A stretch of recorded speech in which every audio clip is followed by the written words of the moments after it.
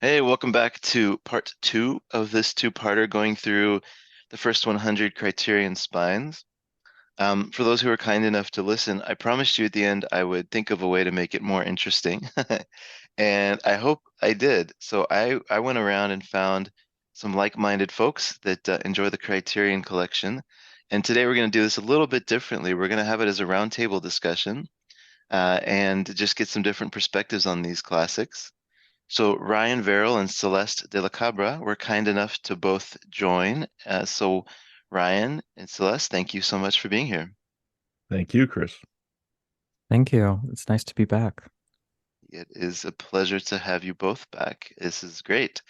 Um, Ryan, obviously from Disconnected and Reconnected and all sorts of pleasant and fun things related to boutique Blu-ray. In fact, Ryan, I was wondering, do you want to give like a 30 to 60-second just background of what you've been up to since you last spoke? Because your world has kind of changed completely, eh? Yeah, in fact, I don't think the last time I was on here that Shelf Shock had happened even, did it? Nope. Oh, okay. I'm currently in plans to launch the second annual Self Shock, can't even say it, Shelf Shock Rewind Awards. That will be airing in February. More information is about to drop about that publicly very, very soon. But the biggest thing is I started a company with somebody else that you've been having on the podcast, Dr. Will Dodson. We are running something called Someone's Favorite Productions, working on extras for many of these boutique Blu-ray releases and bringing in people that have wonderful voices that are not being recognized academically and placed on some of these discs. And some of those titles are finally starting to get announced. So it's been an exciting time. And at the same time, we are in December launching a podcast network that will have a group of like-minded podcasts, and can't wait to see what people think of that. So just been kind of hanging out. Just yeah, just staying up late every single night of my Lounging. life. Yeah. And Celeste, how has your channel been going? Pretty good, I think. I've gotten more content out than maybe the last time we talked. So that's good. I recently put up a conversation with Mr. Brad Henderson over at TerraVision about Awesome. um the whole, let's call it kerfuffle with Best Buy, getting rid of all their shit. Um, and that video has been very successful, so I'm happy about that. Um, yeah, things have been good. The Patreon is still going strong. Uh, yeah, just just chugging along on that one. The community you built is impressive. I remember after you came on, I had the most sort of comments and engagement that we've had probably on the Live by Film, to be honest. We Oh have wow, quite, really? yeah, and as people that were in your community just saying, being appreciative for having you on and also just talking about how great you are. So that was yeah, that was it was a lot of fun to hear from the people that you've really kind of curated and nurtured over there. Wow, that's a really nice thing to hear, actually. I didn't know that, so that's really cool. Yeah. Yes, you're doing good work. Um, Thanks. of course. And I'm really tempted to make a joke about Ryan being so busy and that's why we're having border control problems, but I won't. I won't make that joke because it's probably Just imply inappropriate. it. That's enough. It's a good thing that Yeah. you avoided it entirely because it might have Yeah. been insensitive. Yeah, exactly. Um, and speaking of insensitive, I think that's the perfect segue into getting to Criterion title number 51. Because if anybody on this list has a history of being insensitive and provocative, it would be Terry Gilliam. And his first foray into the Criterion collection was one of my favorite films of all time. And it is a movie that somehow Ryan has never seen, or if he has, doesn't remember it, which is still just, I'm shaking from that reality. It's the 1985 movie Brazil. So just by way of maybe doing this quickly, Brazil is a movie that was extremely influential for me. It exposed me to, I would say, it's like a 101 for surrealism. It's a very nice soft landing into surrealism. It's funny, it's quirky, it's also extremely thoughtful and philosophical. and it has my favorite Bob De Niro role. So what, Celeste, since you have seen it, what do you think about Brazil? Wait, your absolute favorite Bob De Niro role is in this one? Just kidding. Okay, I was It, gonna say because I would that would be an opinion I've never heard before, and I would be really fascinated to hear you expand upon that. But I was like, he's in it for like 5 minutes, so that's really interesting. no, no, no. I don't know if that's true, but it was fun to say. Yeah, I saw this one pretty early in my initial sort of deep dive into this sort of thing, into the Criterion collection in general. I sort of feel like I'm getting back to my roots doing this podcast because that's sort of how I started, is like being obsessive with Criterion and Yeah. talking about Criterion on my channel and on other uh podcasts and stuff. And then I kind of just found my way into the gutter instead, which is sort of where it feels like I belong. But it's nice to Don't we be all? back in the highbrow sort of state of mind here. This one I remember really liking. I watched it twice. I watched it again with his commentary. Um, yeah, it's definitely um how do I say this without sounding really trite, I guess. I mean, it's a weird movie. Like It is a weird movie. it's like the tone is kind of all over the place and shifting constantly, and as are the elements of it. It's like a soft remake of 1984, and I think he Hmm. was going to call it 1985, and it came out in 1985. I thought that would have been like an absolutely brilliant title, and I don't know. I think Brazil does a very poor job representing the film, but that perhaps a missed opportunity aside. Um, it's definitely an intriguing sort of satire of bureaucracy and um, kind of government uh, waste. Yeah, right. With so yeah, I mean, I'm kind of remembering elements of this film as I'm talking about it because I saw it a few years ago at this point. Um, I don't remember like 100%. Like I think I have it at a 7 out of 10, and I really, really liked it. But it's one that I need to revisit, and I probably will when they inevitably do a 4K of this. Um, Oh, it would be amazing in 4K actually. Yeah. it just feels inevitable. Like they're doing all his stuff, and I'm just Hmm. I'm just holding out. Yeah.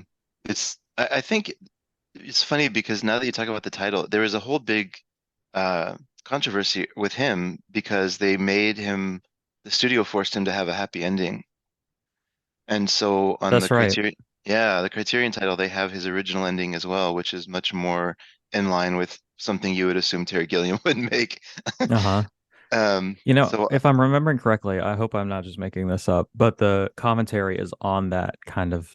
Is it an entirely different cut, or do they just have the ending as like a deleted scene or something? Because I think no, no, no, there's it's an a whole cut. entirely Yeah, different. yeah, Okay, okay. I think the commentary is on that cut. So I yeah, yeah, watched yeah. that cut with the commentary and then the theatrical on its own or whatever. That's right. That's right. I forgot that there's two wildly different cuts of this that I watched. Maybe that's why it feels like I've seen it more than twice. I don't know. Yeah, yeah. The most of the film is the same, but there's like some key moments, and then especially the ending where it makes a difference. Have Brian, have you seen anything else by Terry Gilliam, or is this just someone you avoid on principle? No, and the funny thing is, either I saw this entire film or at least most of it very, very early on because Mhm. I, as many young white men in the United States in the 90s, adored all things Monty Python. Yep, yep. That opened so many weird doors to fall into. So I've loved strange animation from a young age. Mm, I've loved some of these weird odd British comedies that I've chased down over the years. And obviously Gilliam, it just kind of falls into that bucket. But I think when I saw this, I expected more of an obvious comedy and not a head case that I mm. saw. And so I could not appreciate it at the age that I did.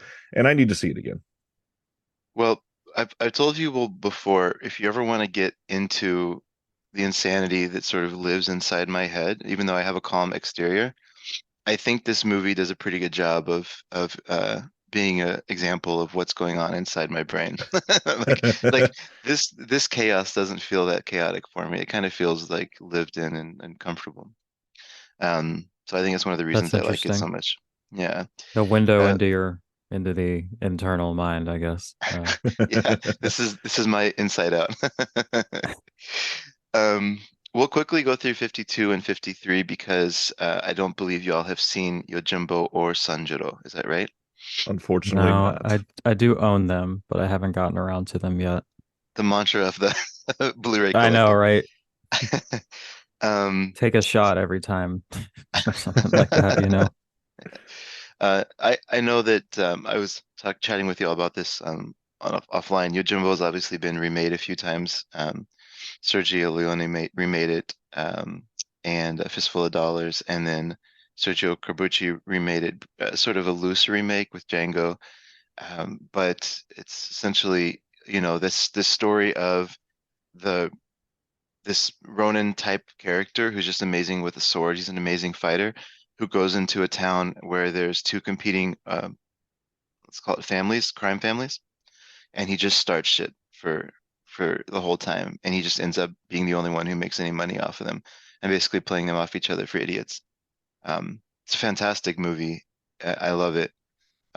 It shows, I think there's different sides of Kurosawa, like he has sort of his very like, police procedural sides, and he has these big adventure sides, and he has like the literary adaptations. Like he does all these different things, and a lot of them is big visually, very beautiful movies. That's kind of what he's known for. But I love movies like this where it's relatively simple from a sort of like a set design and staging perspective is relatively simple, and it just shows his this writing team that he pulled together and worked on most of his movies.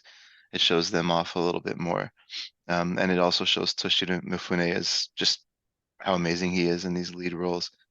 Um, one trope that's kind of come out of this that I think it started here is that trope where the good guy or the hero gets within an inch of his life, and there's a whole montage of him healing and then coming back and sort of defeating the enemy the second time. That I think that started here. Um, and then I'll talk about Sanjuro as well, then ask you all about Kurosawa in general. So people are always a little bit surprised when I say Sanjuro is a top 10 Kurosawa for me. Um, it's just funny. Like Ryan, you were saying that you expected Brazil to just be funny and it wound up being insane. Yep. Sanjuro is just funny. Like it's a very funny movie, like slapsticky at times, and just it's very weird to go like I think people are put off by it because they're expecting a sequel to Yojimbo. And the character's name is actually Sanjiro, so you find that out in the first movie. And it's just he doesn't really have a name. It's sort of the man with no name, but he looks out into a field and he sees this particular type of flower, and part of that flower's name is Sanjiro. It's a longer name. But that's so he just becomes known as Sanjiro, and then they make a movie about him. But the second one is it's sort of like Snow White and the Seven Dwarves or something, where it's like he has this band of he would be the Snow White character, and he has this band of criminals that are trying to pull off this crime, and they're just a bunch of bumbling kind of idiots, and there's just a lot of comedy in it and some good action too. But I think this movie is delightful. This is always what I point people to if they're skeptical of getting into Kurosawa.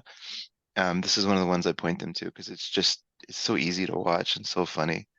Um, so anyways, what are y'all's general perceptions of Kurosawa? Do you have a favorite or?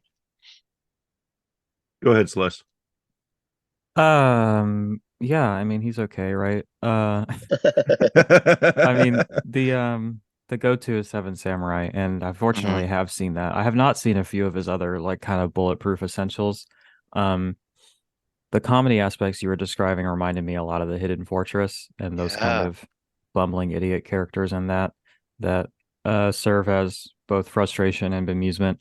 Um, but the ones that I go to are High and Low and Throne of Blood. Um, High and Low is really something special the more I think about it, and it has a really powerful kind of message type ending. Um, and then I really love Throne of Blood as like this kind of hyper stylistic, spooky, sort of ultra violent samurai take on Macbeth. Just a yeah. really, really cool movie. Uh, so yeah, It those are my pro highlight thoughts, I think. Probably his best visual work, I think, in Throne of Blood. It's so good. Other than maybe certain parts of Kagemusha. Have you seen by chance Kagemusha? No, I own No, it, no, but I haven't not trying, seen it yet. not trying to put you on the spot, but if you like Throne of hmm Blood for the visuals, hmm I would put that one up high because there's some dream sequences in that movie, um, that are just kind of come out of nowhere, and it's just like you're like, holy Yeah. cow. I'm looking at the Um, banner on Letterboxd right now, and it's something else. So I'm excited yeah, about this. yeah, yeah. Ryan, what about you?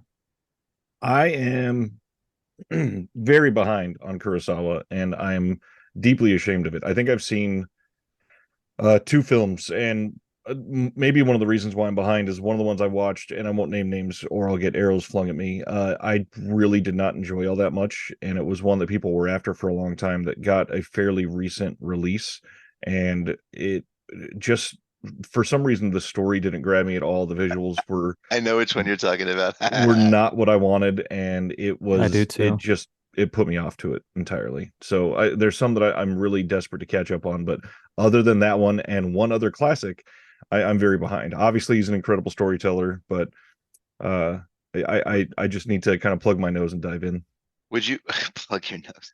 Would you would you say You're gonna that get the in one trouble that for this one.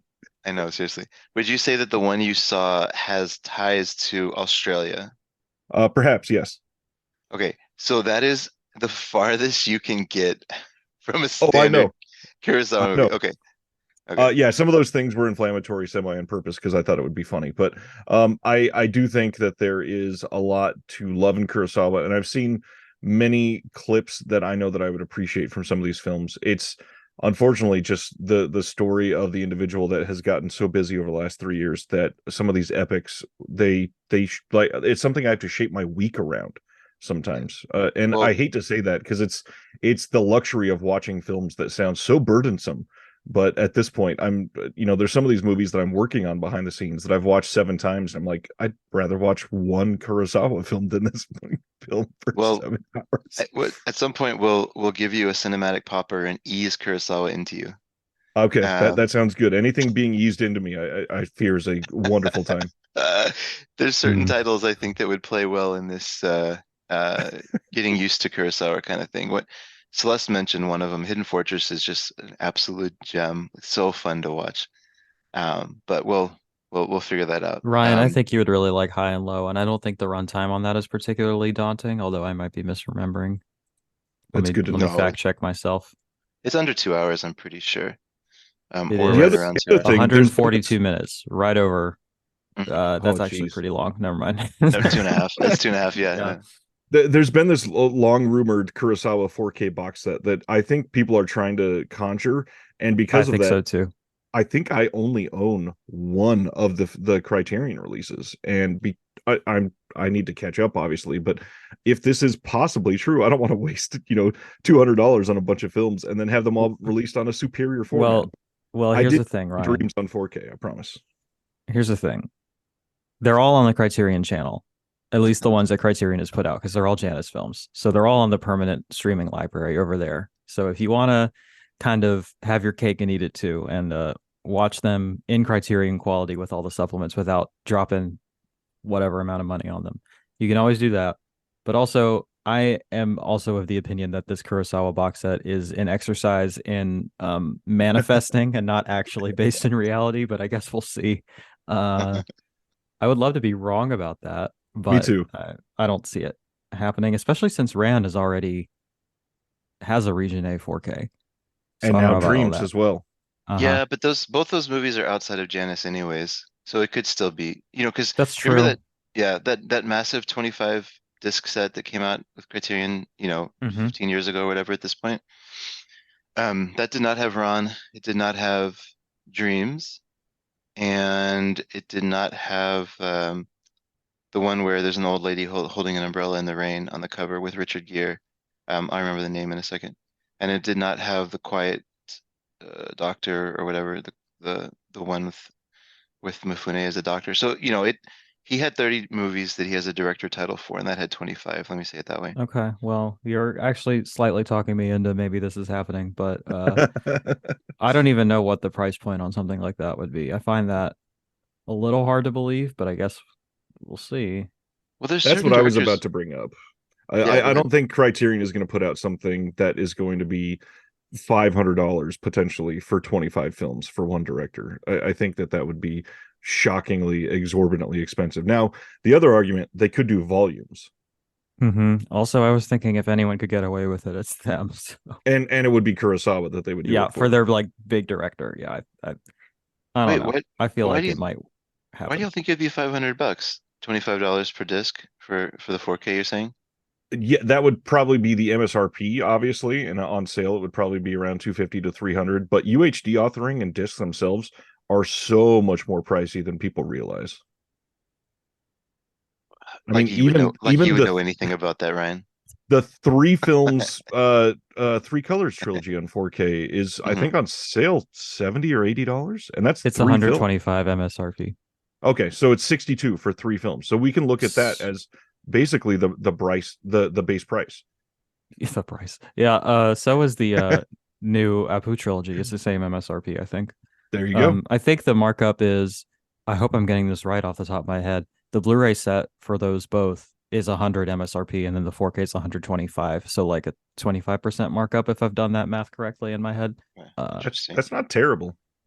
Yeah, it honestly like is less than it probably could be. And So probably should be. They're probably making mhm. less profit on that. Yeah, yeah. Oh, okay. Well, anyways, let's keep willing that into existence. That'd be his some of these movies for him specifically in 4K would just be mind blowing.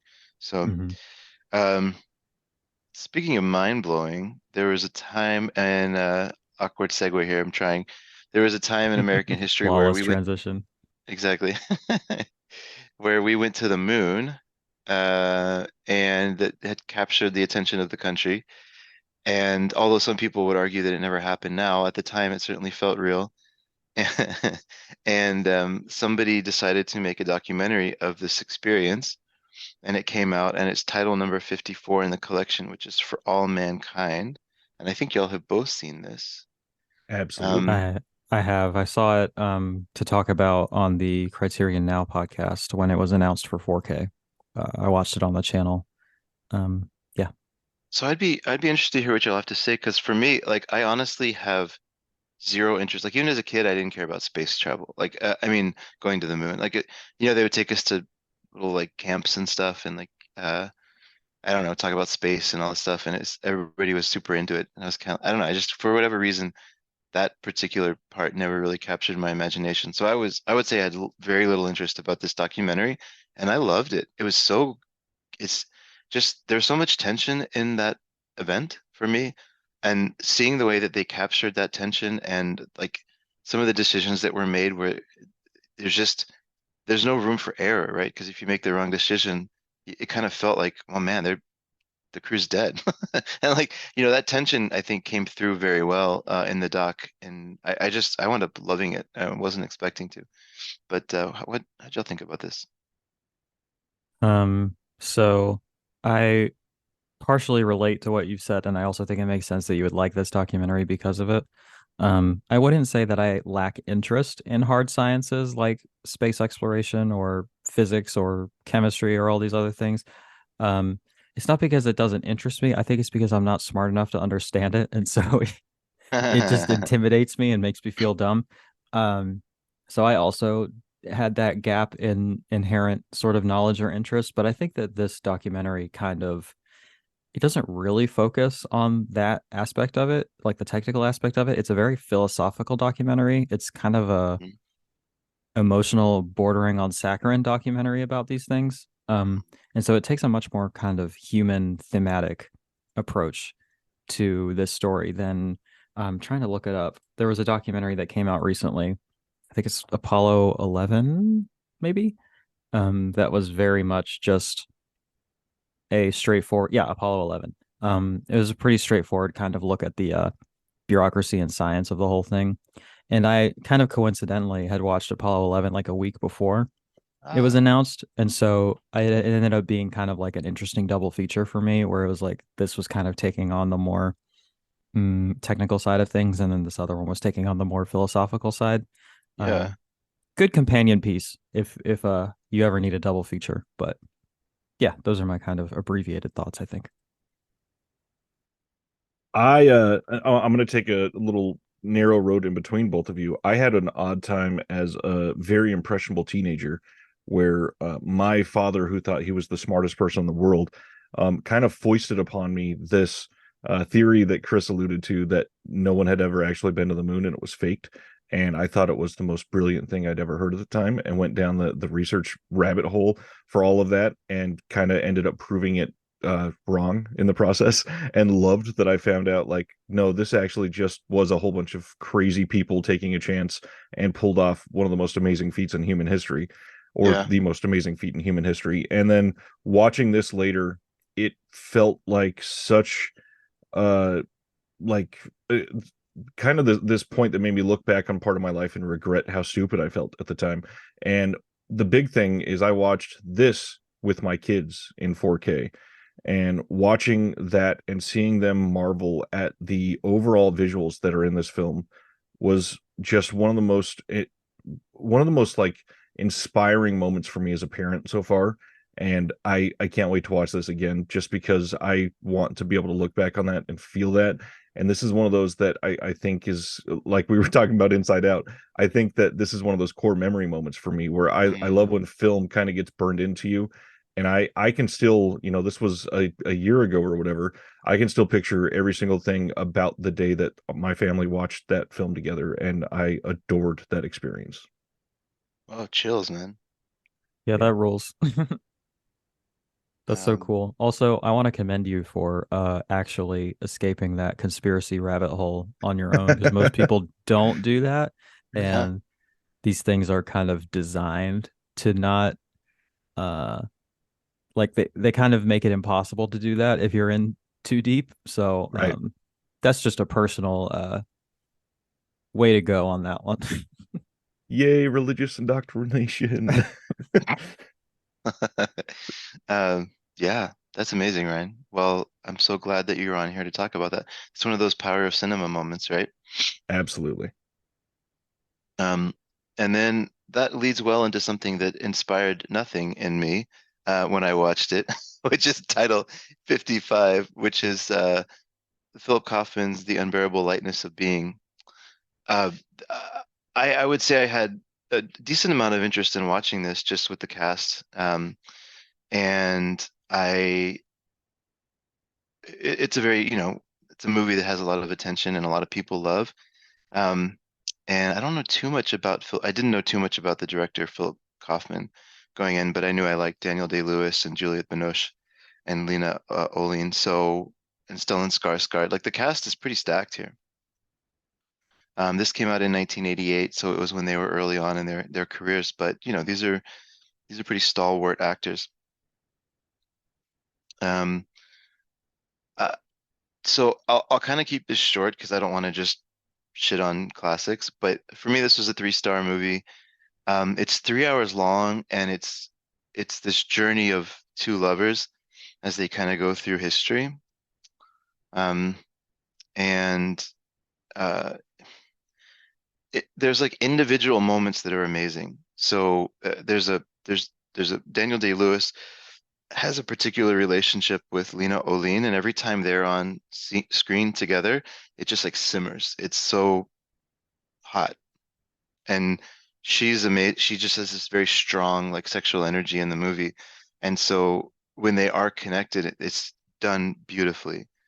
And then unfortunately, Juliette Binoche, I think she's miscast. Like I just part of it was comparing her to Lena Olin, who's just I think naturally when you see them on screen together, you would assume that Olin would have the stronger sexual energy, because Juliette Binoche is like cute, right? She's very sweet-faced and cute and sort of soft-spoken, and so her pulling off a role like this, I think was maybe felt a little forced, almost like Meg Ryan. And what was that movie In the Cut or whatever? Um, I don't know if you'll ever saw that, but it was kind of that same Yeah, that vibe of, movie rules. oh, That's a okay, well great then one. maybe, okay, well then fine. Wait, maybe y'all would like Unbearable Lightness of Being then. Um, and then there was this other part which is just annoying to me where they they all tried to have Czech accents. And like, I don't know, not that I'm the police on Czech accents, but sometimes, I don't know, like you can tell when someone's putting on an accent, right? And unfortunately, um I just didn't really like it. But I think more than anything else, like those are just little minor nitpicks, I guess.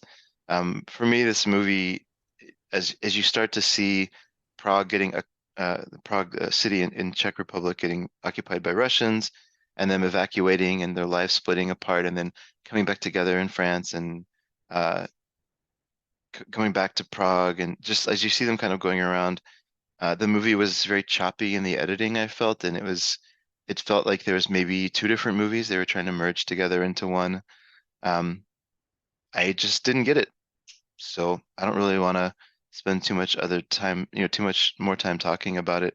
Um, if y'all have any particular thoughts on Philip Kaufman or, you know, Juliette Binoche in a very sexually charged role, we can go into it. But otherwise, I think for me, this one's just a miss.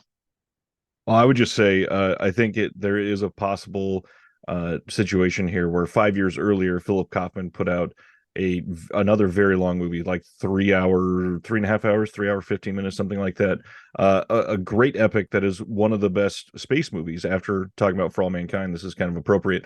In the Right Stuff, and it was an incredible script, and he's the one that wrote that and everything, and clearly spent a long time putting this one together and worked on some other stuff in between there as well. But it could be one of those things where he was just continuing down the path and got a little too deep into that. But it's for some people, and not for others. I just got to mention too, Invasion of the Body Snatchers is one of the best movies of all time, and he directed the hell out of that movie. Yeah, Right that's the Stuff one. is Right Stuff is really good. You're right. Yeah, I forgot he did that. It's sneaky good. I haven't seen Invasion of the Body Snatchers since I was a kid. I need to see that It's again. well worth it, and that 4K Oh, from it's so Kino good. Lorber looks amazing. Okay. Okay. Celeste, thumbs up from you as well. Yeah, I love Invasion of the Body Snatchers. It's got one of the better, well, yeah, let's say better Donald Sutherland performances, although I don't know that he ever turns in a bad performance. So I love him and everything he's in, really. Oh, wow. Speaking of that, have y'all ever seen? Gonna assume the answer is no, because this is probably the least seen Fellini movie. But have y'all ever seen a movie that Fellini did called Casanova? Mm-mm. No, sir. Watch that if you want to see Donald Sutherland just completely unhinged. It Fellini pulls something out of that man. It I love that movie. Like I was I'm what? intrigued because he's always so like soft spoken and kind and like thoughtful in his roles. So, and that's what I like about him. So I think it would be interesting to see something maybe anathema to that. Oh yeah, it is. It's wild. Uh, Fellini's version of the story of Casanova is just it's it's a trip. I wish more people would see it just to like. Anyways, this is not a Casanova cast, but it was. I think it's well worth the watch. Then after Philip Kaufman, we get into a relatively unknown director. I'm assuming that most people won't recognize the name. He's a British guy, and he did some crime movies and some kind of mysteries along the way, some brief horror. Criterion's helped bolster his name up. Of course, I'm talking about Hitchcock, Alfred Hitchcock. Um, and one of the spy movies that he made was called 39 Steps, and this was made in 1935. So this is one of his kind of oldies. Um, and I'm surprised to hear a lot of people have not seen this. And I'm assuming that y'all, well, I know because we asked, but y'all have not seen this either, right? Correct.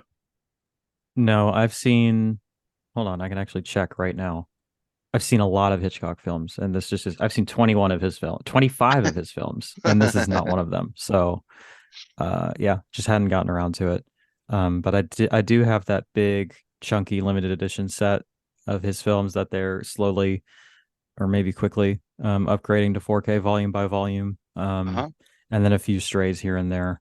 So I definitely I mean I have mixed feelings about his work and about him as a person, but overall like I think he's pretty bulletproof and has like more classics than most people have like good films in general. Yeah, So, yeah, yeah, yeah. Um, well, Ryan, what's your take? Is this where's Hitchcock for you? Is he on the Kurosawa end of the spectrum where you want to see more, or have you dove in? I definitely need to see more. I've probably seen about half as many as Celeste at this point. I think there's a few that I saw when I was younger that I just literally have no memory of them existing. But other than that, the ones that I've watched as an adult, each one had like these revelatory parts that I'm blown away that they existed in that time and space and influenced so many things that I saw later. So it's one of those things that it's a respect your elders type of watch every single time. It's worshiping the Hmm. ancestors. It's film school. I love Right. these. Yeah. So maybe a little bit of a hot take. Um, I think Hitchcock's okay. Um, I, there's he was extremely influential for me early on, and kind of getting into maybe more art house cinema stuff. But I'm watching a lot of his movies now. I think he's okay. There's some that I love. This is one of them actually. Um, and there's some that I like, okay, and there's some that I don't like anymore. I think I don't want to say Hitchcock's overrated because that's blasphemy. I get that, I but mean, you he's a can if you want. but I think for me, his movies are they set the template for a lot of what Hollywood has done. And so he's influential in the sense of really under like, maybe in the same way if we take it to music for a second, like there's certain artists where they set the kind of standard for pop music, Hmm. and he's sort of that equivalent for me. It's not that he's setting the standard for, derivative, interesting work. Um, he's setting a template that studios now copy. So it's interesting from that perspective, but I'm not necessarily a huge fan of the template. And so watching the origin of it doesn't inspire me the way that watching somebody like Terry Gilliam does. Um, but Not to put you on the spot or get you in trouble, but I'm curious, which are the ones that you kind of soured on as the years have gone on that you don't think really hold up as well as maybe you did sure, previously or just not living up to their reputation? sure, let's do this. Let me filter I'm curious if quickly. any of them are on my like bulletproof list because there's like three films from him that I think are just absolutely amazing, and then everything else like I see where people are like, maybe it's a little overrated, or maybe it doesn't quite hold up as much, or it has these problematic elements to it. But there are three films of his that I'm like, man, that's it right there. It's like three all-time favorites. So the stuff that I like from him is when he goes kind of zany. So I Hmm. really like North by Northwest because that movie's just insane. Like at one point they're climbing out of the nostril of people in the Mount Rushmore.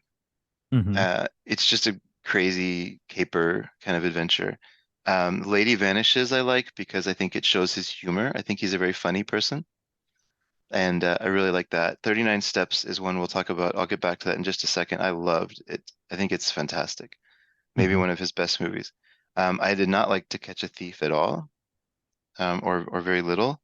Let's see, what did I rate it? Yeah, well, 3 stars. So I guess I I liked it haven't seen okay. that one. And then the one that there's another one called Shadow of a Doubt that I liked okay. I like that I one a liked, lot. yeah, That I was get it. his personal favorite that he made, but Wait a minute. I'm not gonna be like you're wrong.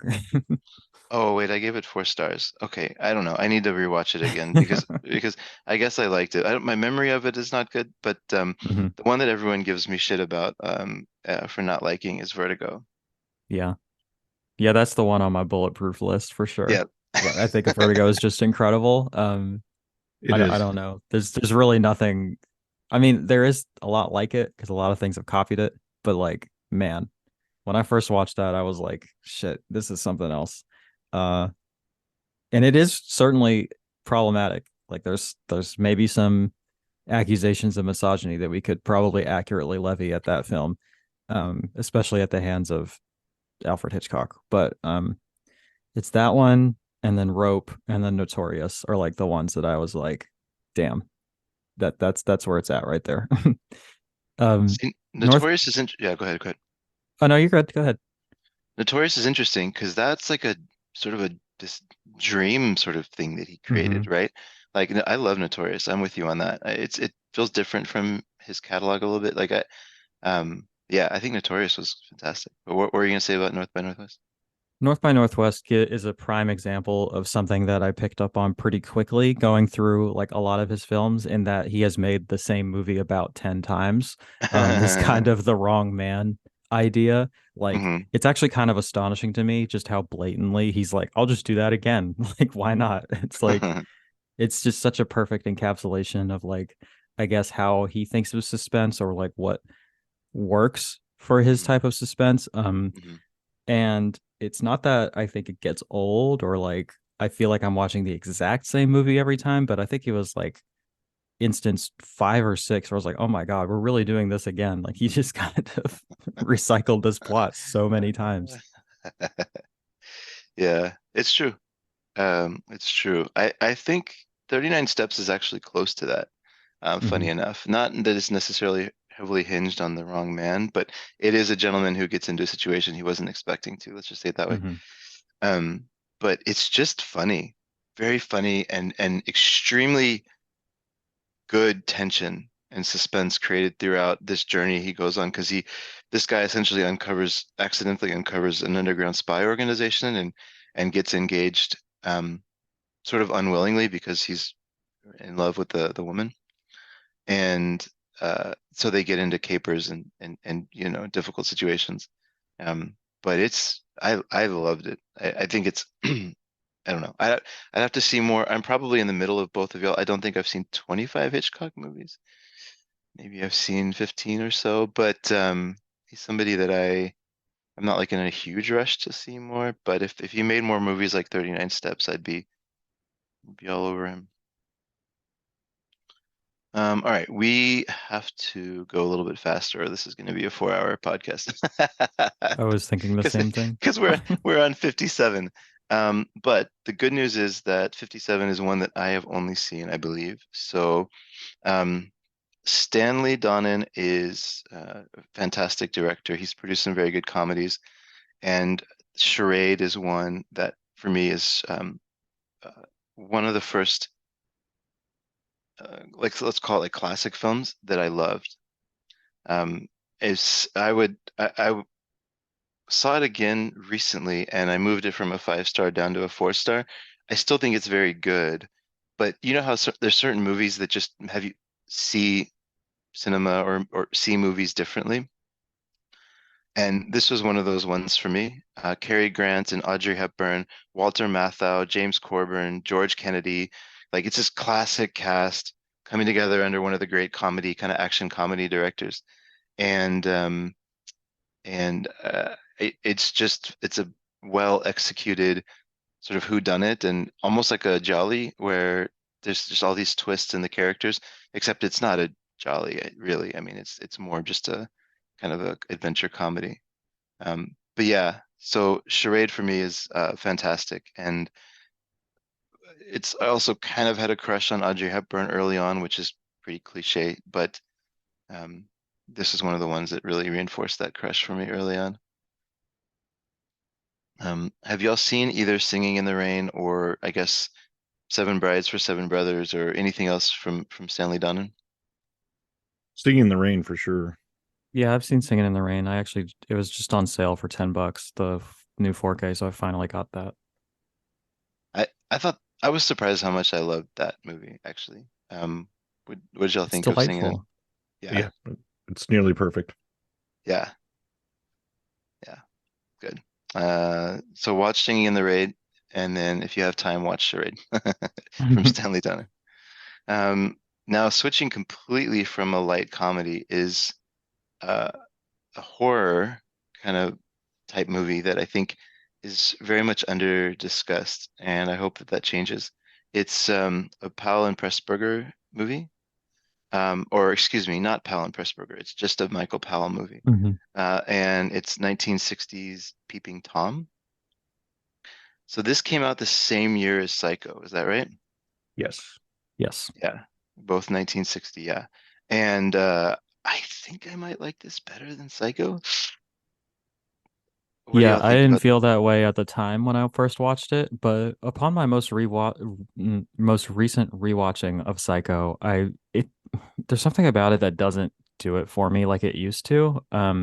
It just isn't quite there. I probably wouldn't even put it in my top five Alfred Hitchcock movies.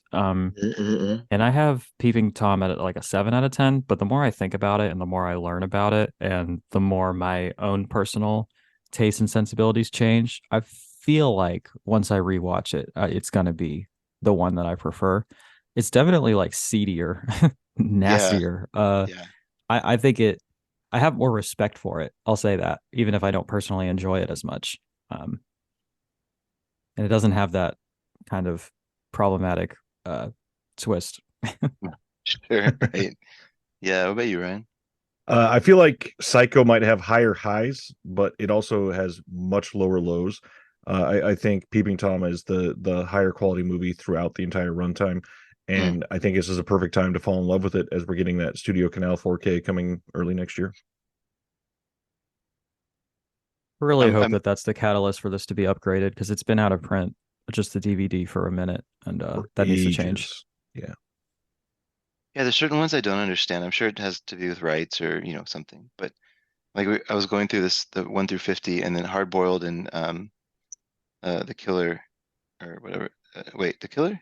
Hard Boiled Yes. and Yep. Killer, right? Yeah, Yep. I was just thinking like, huh, like these need to come out. Like these are, I'm sure there's some reason, but anyways, yeah, for me, Michael Powell and Pressburger, I pretty much will watch anything they do. I think they're extremely creative visually, and Red Shoes has some of my most magical moments in cinema in terms of some of what they were able to pull off with practical effects and editing, basically. And so I was interested. I just generally like them, and I was stunned that this movie came from the same mind. Like you said, Celeste, it's so dirty and seedy, and like you just like you don't really know how to feel about this character because they they just put the camera on him kind of unapologetically, right? Hmm. They're just saying like here he is, and Hmm. it's so uncomfortable to watch. Yeah, I mean, the character is complex, but I think what is more complex about what it does is that it forces you to be in his position or look at things from his perspective and then kind of Yeah. introspect about how you feel about that. Yes. Yes. Um, Yes. it's pretty gross. And it's super interesting. Um, yeah, from what I understand, this like pretty much ruined his career for a second. Like people were like, "What the fuck is this?" Like they're expecting like more beautiful, like ornate Uh-huh. sort of art movies, and then they got this like kind of nasty gutter movie, you know? Yeah. Yeah, it's a genre film, right? I mean, he made a genre film. Um, and speaking of In the Gutter, so the next one on the list is The Night Porter. And I'm trying to see, Ryan, you have seen this, Celeste, you have not, correct? No, it's definitely on the list though, but just from what I know of it, I don't know, I have mixed feelings about it, but I need to just go ahead and see it, you know? I think mixed feelings is probably a fair way to go into this. Um, Absolutely. Ryan, before I jump in, what was your experience watching The Night Porter? Uh, wow. Subverted some expectations and surprised at every step of this movie. It is a very good movie, I will say that, but there's a lot for people to hate.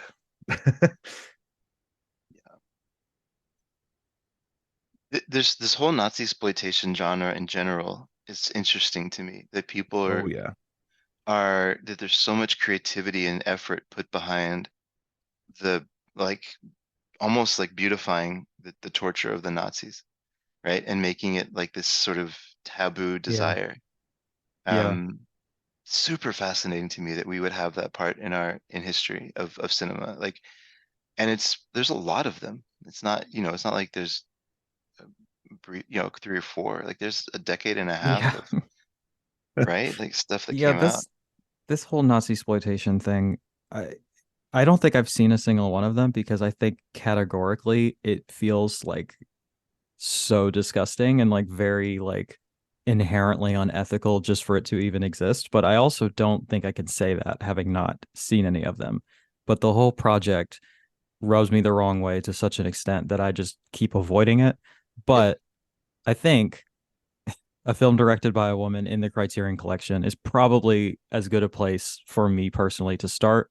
So I should probably see this at some point so that I can actually have an informed opinion on this genre. Um, yeah, Yeah. the whole affair just feels not great to me, but I again will reserve actual judgment until I've seen Well, literally a single one of them.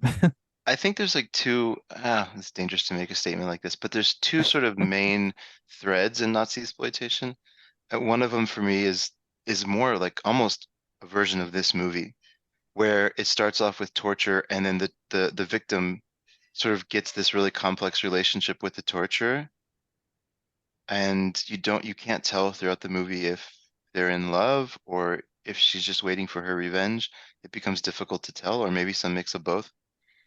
And then there's another one where they just kind of go off the wall and they get like werewolves involved and stuff, right? Like, so I think they definitely make it goofy at some points, and those movies are more fun. They don't feel as heavy. Um, Mhm. it's more just like Nazis, almost in the way that oh, what's that one that came out from the director of from the Taika Waititi? He made a movie about Nazis. Jojo Rabbit. Oh, yeah, Jojo yeah, Rabbit. Thank you.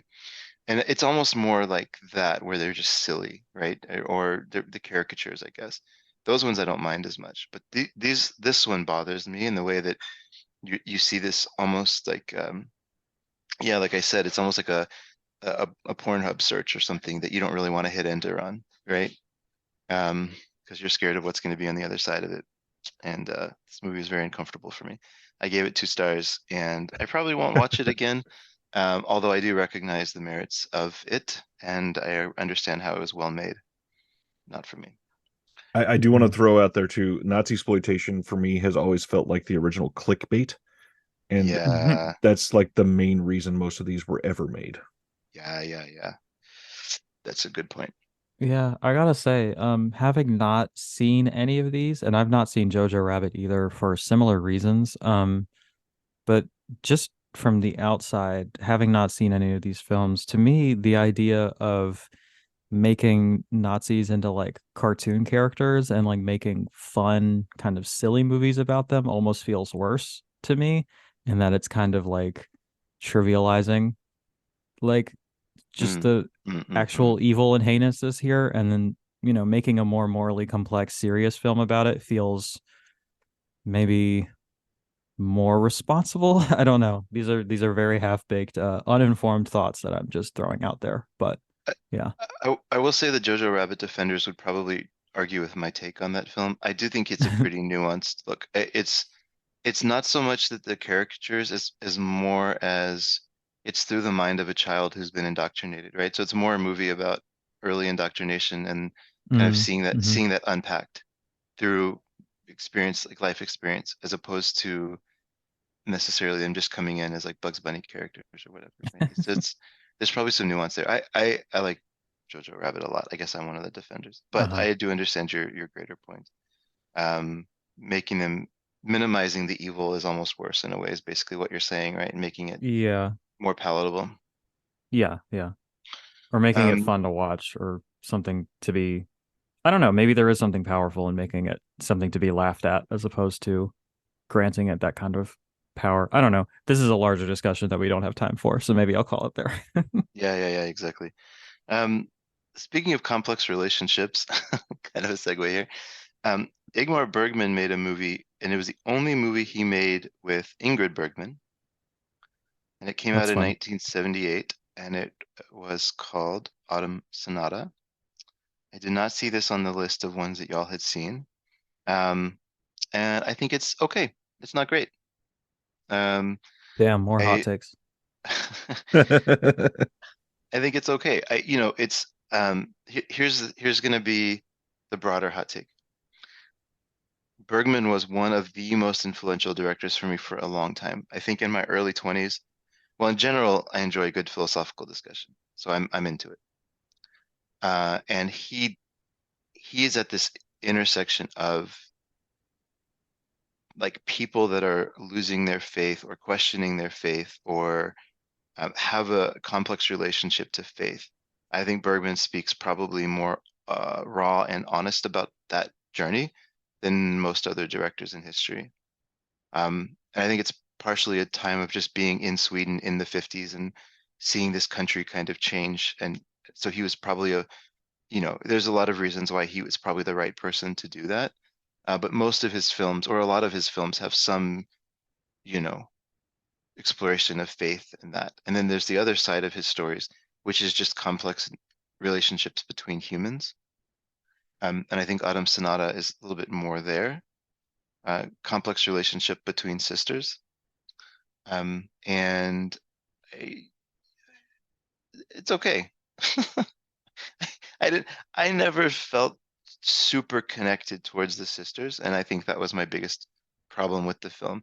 They were arguing and they were fighting and they had old wounds and they were pulling apart history and talking about the way that they had created the narrative of their relationship in the past and trying to reconcile and struggling and all these things. And it felt like watching a family that I had no connection to. And so I just couldn't connect with the story. 3 stars would not recommend. 3 stars because I get it, it's well made. Um, I don't know if there's maybe for the sake of time we just move on here. Bergman is a classic, right? He makes lots of good movies too. This one didn't hit for me. Yeah, I've only seen two of his films, and they would both make the list of the best films I've ever seen. So it's kind of this thing where it's like not only is his filmography so expansive and so thematically uh deep, but it's just a lot of hype at this point, and just it's not casual viewing. So taking it at a pace that I can handle, I guess. Yeah, yeah. Ryan, where are you at in the Bergman uh, continuum? I am an extreme novice, so I will save all of my extreme thoughts for the next title because I adore that one. Yeah, okay. Is Cries and Whispers on this list tonight? I'm I not don't think sure. so. Yeah, I don't think so. So Neither of Cries the and ones Whispers. I've seen are on it. So Okay, okay. Well, I would say Cries and Whispers is one where if you like horror movies, I would recommend anybody watch that like quickly. Because Cries and Whispers to me, the way he uses red, like the color red, and the acting that he pulls from that movie is just it makes it just this incredible horror movie. Although Zach disagrees it's a horror movie, I think. So might be a hot take. But all right. Moving away from horror into the second Terry Gilliam production, or at least something he was very much involved in.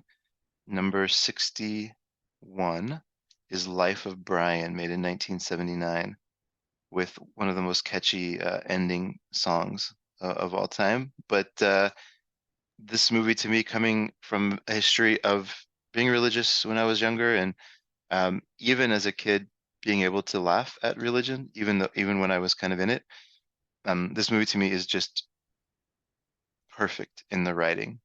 I think they just nail it. The satire to me is flawless, and they create a funny story, and I love it very much. So I'd be curious to hear what y'all think. Ryan, what do you think? I hot take for me for this. I think this is the best Monty Python film me too. by a long shot. I don't think anything comes even remotely close to this. I do think this is a picture perfect script Yeah, and delivered so many of their skits in some of the most on point comedic sensibility deliveries in the history of comedy. This movie is a 10 out of 10 easily for me and one of the best of all time. Celeste. Yeah, I agree. This is my favorite of their ventures, at least the ones that I've seen.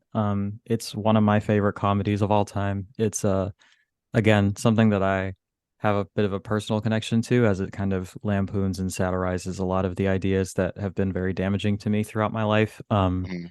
And and I don't know, this it's so endlessly like quotable and rewatchable. Like I think about scenes from this or quote scenes from this like more than most films. Um, there's just so much here to love. I would be remiss if I didn't mention that there is one scene in particular that I wish wasn't in there, just because it might not even be particularly transphobic on its face, but if you pull up the clip on YouTube and see the comments, it's clear how it was interpreted and has been used since then, and it's really unfortunate, and it's always like this kind of really uncomfortable like stain on the viewing experience whenever I watch it, and I kind of have to Mm, caveat it for other people. Other than that relatively brief sequence, I do think the film is perfect. Um, like I think the set design is just great. I think all the performances are great, and there's just so many good bits in it. I don't know, like yeah. really every scene has something that you can recall and quote. And yeah, I don't know. I love this movie a lot. I think it shows to me the intelligence behind Monty Python in a way that might not be as obvious when they were just Hmm. doing silly walks. Um, although I love the silly walk skit, but they when they go and research a topic, they know it. Like it's clear they Hmm. understand the Bible, Yeah. and they're not coming at it from an outsider perspective. Like they really did their research. I think my favorite story behind the movie is how they ran out of money and asked George Harrison, and he wrote them a $4 million check to go get it made. And so this was financed by the Beatles money. Right Um, on.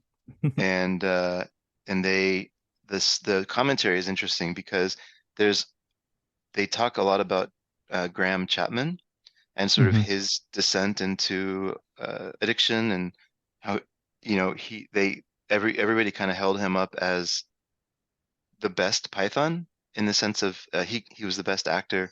He had a face that worked really well for their comedy because he could play the straight man very well. Like he could like they could be silly Hmm. and goofy and he would be the serious, face. And so they were sort of it's just they talk a lot about a lot of sadness for Graham Chapman. And it kind of starts here, which is interesting to hear. Because he's as Brian, he's amazing in this. It's a really like Hmm. he is fantastic. So yeah, I also this is my favorite Monty Python. So 3 for 3 on that. Nice. Okay, now equally comedic, a movie that had me rolling. It's maybe Um, equally religious, it Yeah. is dealing equally with religious. themes of religion at least. It's Yeah. true. What a fun Number, double feature this would be. you're not wrong. It would be a fascinating double feature. So spine number, not ranking number, but spine number 62 is Carl Theodor Dreyer's The Passion of Joan of Arc. Hilarious. No, I A romp. honestly, romp. Um, I was expecting to hate this movie. This was a movie I avoided for a long time because every time they showed a clip of how great it was just sort of like a close-up of people's faces very Hmm. dramatically. And I was like, why would I watch that? I don't want to see like this movie sounds terrible. Um, and then I did watch it and I get it. Like I think what Dreyer was able to do, and then recently I've been going through his some of his other movies, and he does this in Day of Wrath as well.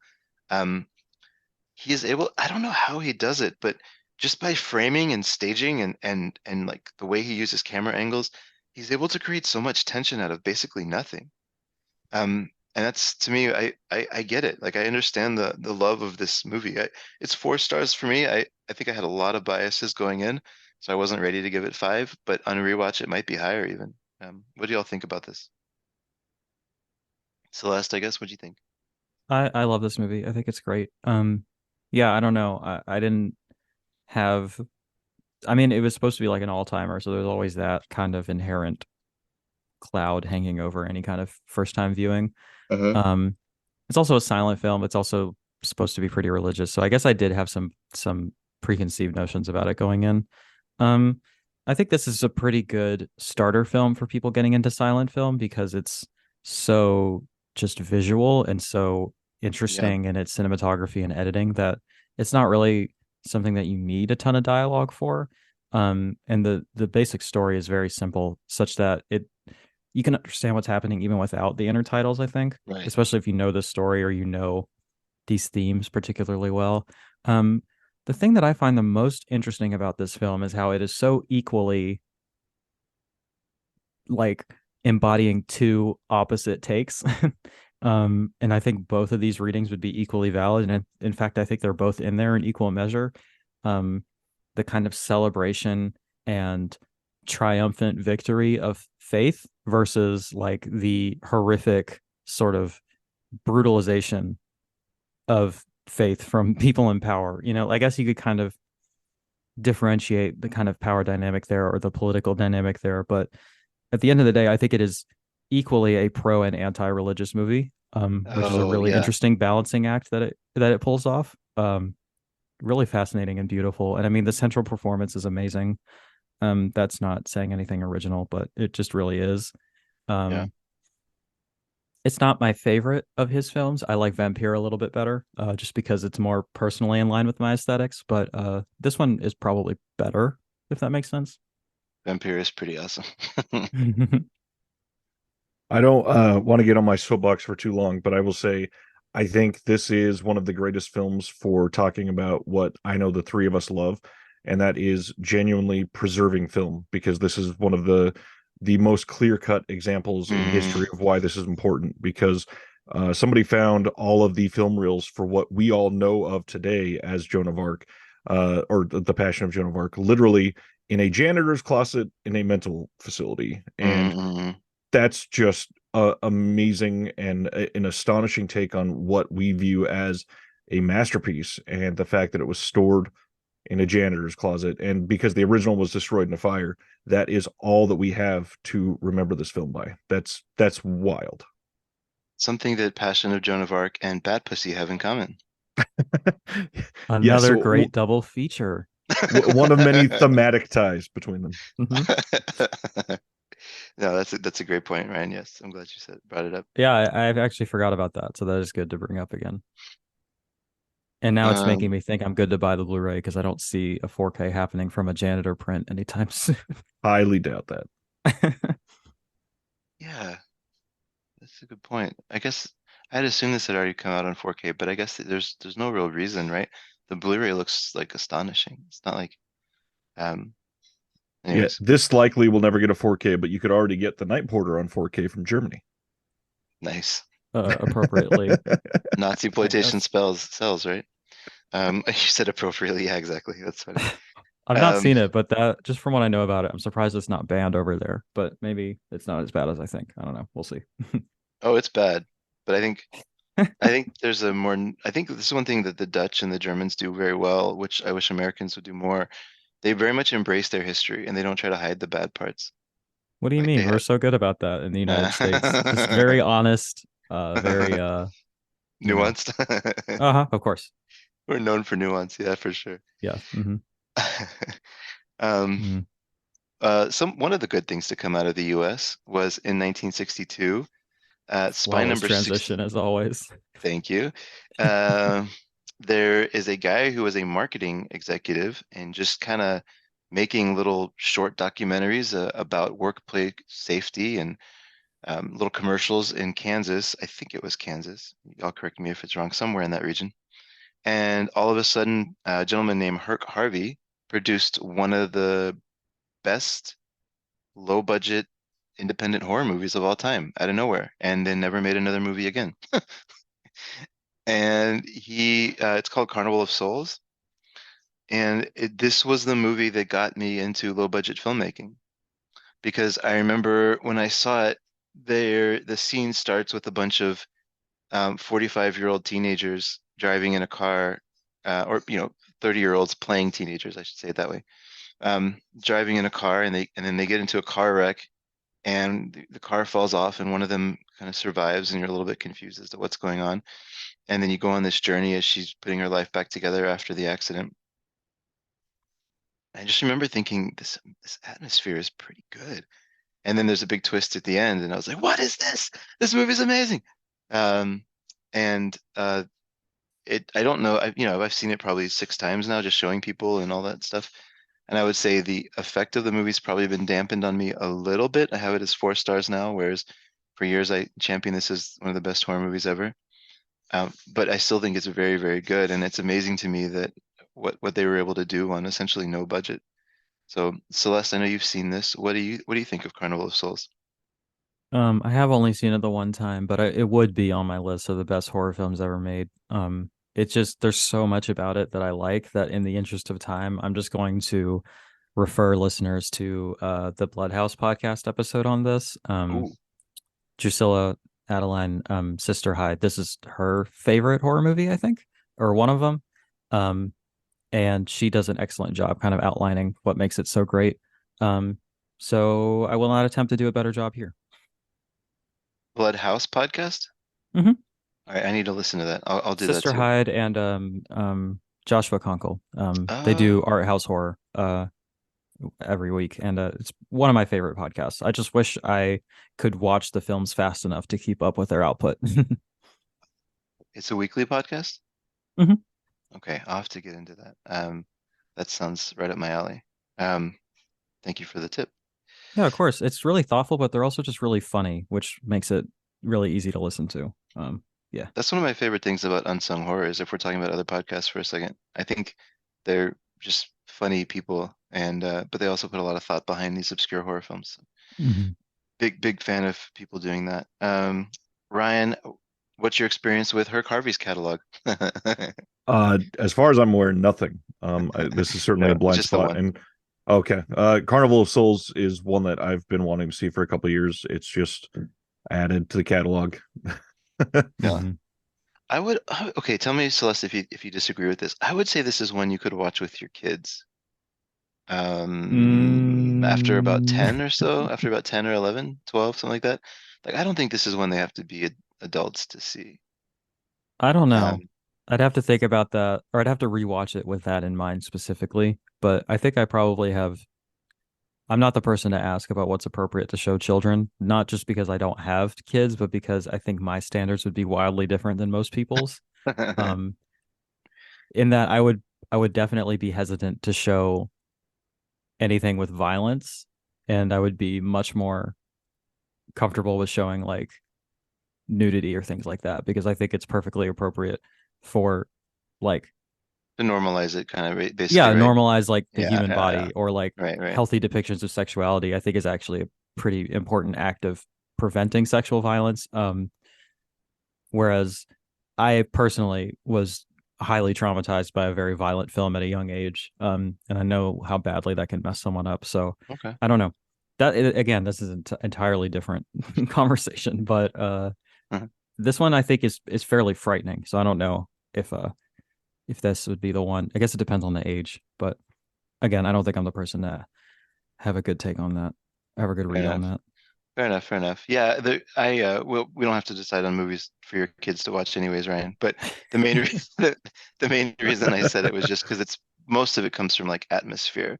There's Hmm. nothing on screen that's necessarily like, guts getting ripped out or like whatever. It's just more Mm, atmosphere and yeah, I don't. From tension. what I remember, I don't think there's anything particularly gory in it. Although there are some pretty frightening images in it. Yeah, yeah, yeah, definitely. Yeah, especially near the end.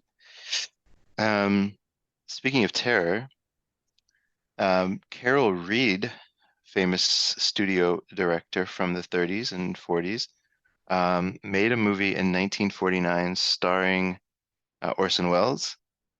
And well, that's not entirely accurate to say. It had Orson Welles in it, starring a large cast, and it's a spy movie. And for probably, I don't know, let's call it 10 years, this was my number one movie of all time. It's called The Third Man. What I think, how the reason I like this movie, and I think it's still a 5 star for me. I still think it's amazing. But the reason why I loved it so much was I think I just had not seen other movies that relied so heavily on shadow work and angles and used black and white cinematography as art, as opposed to just what I would think of as sort of something that would be on AMC on a Saturday morning, where it's just more of a letter like a square kind of what's it called, pan and scan type of black and white standard drama or something like that, right? So this was one of the movies that opened my eyes to what a real artist could do with a camera and the way that black and white could be used to work with contrast and shadow work, like I said. It's just stunning cinematography. And it's also surprisingly well written. just in the way that the dialogue, the banter between the characters is very clever and funny.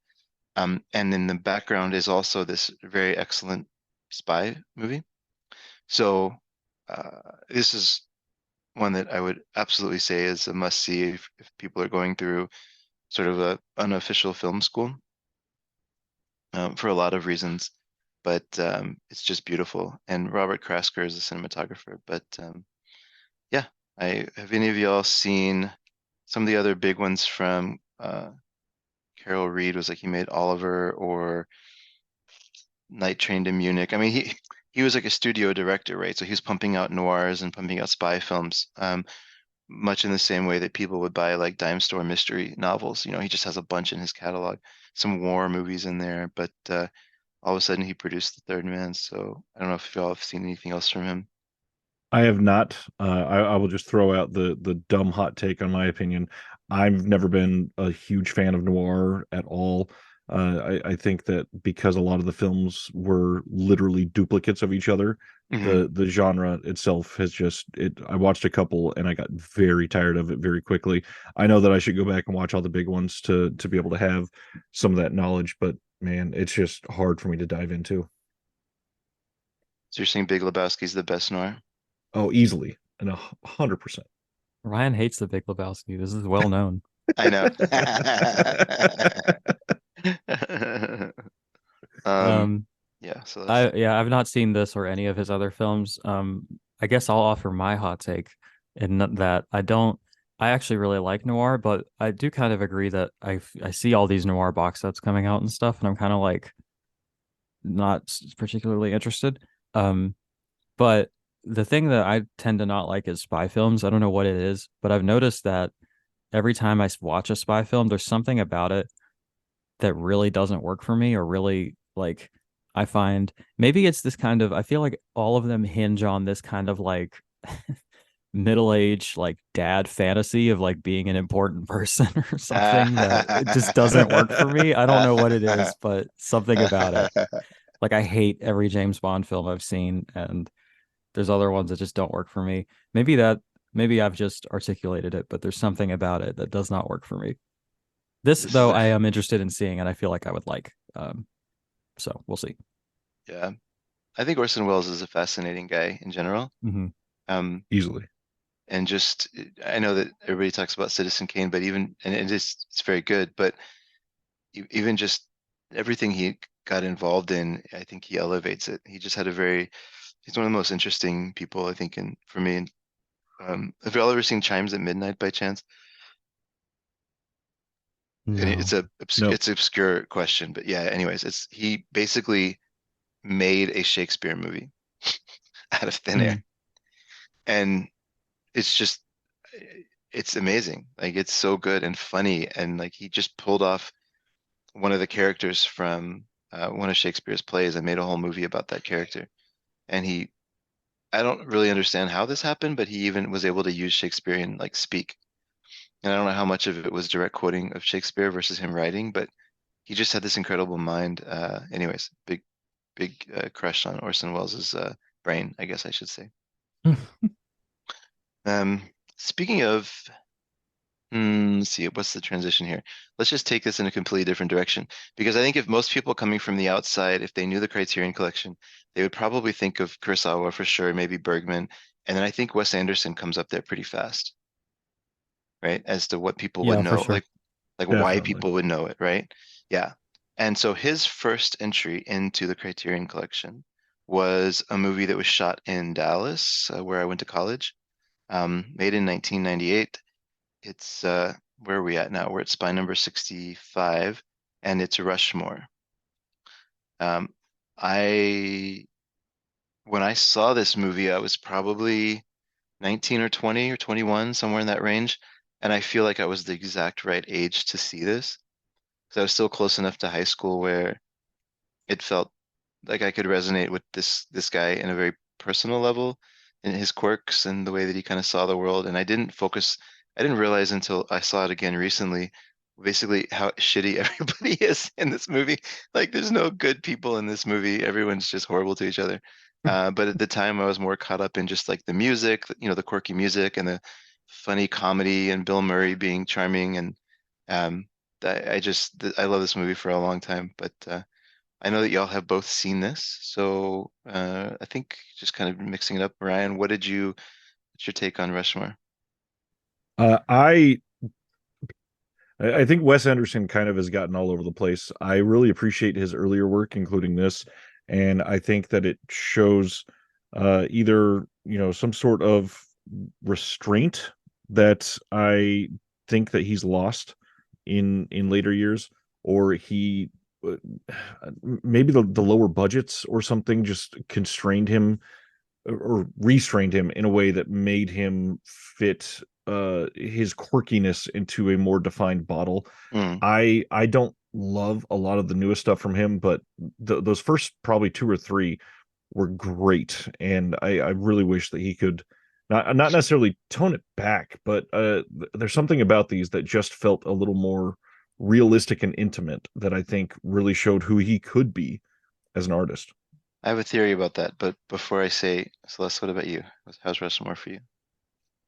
So Wes Anderson was someone I wasn't particularly familiar with for a while. I had seen Fantastic Mr. Fox in high school because my friends really loved it and I didn't really get it. I was like, it's okay, I guess.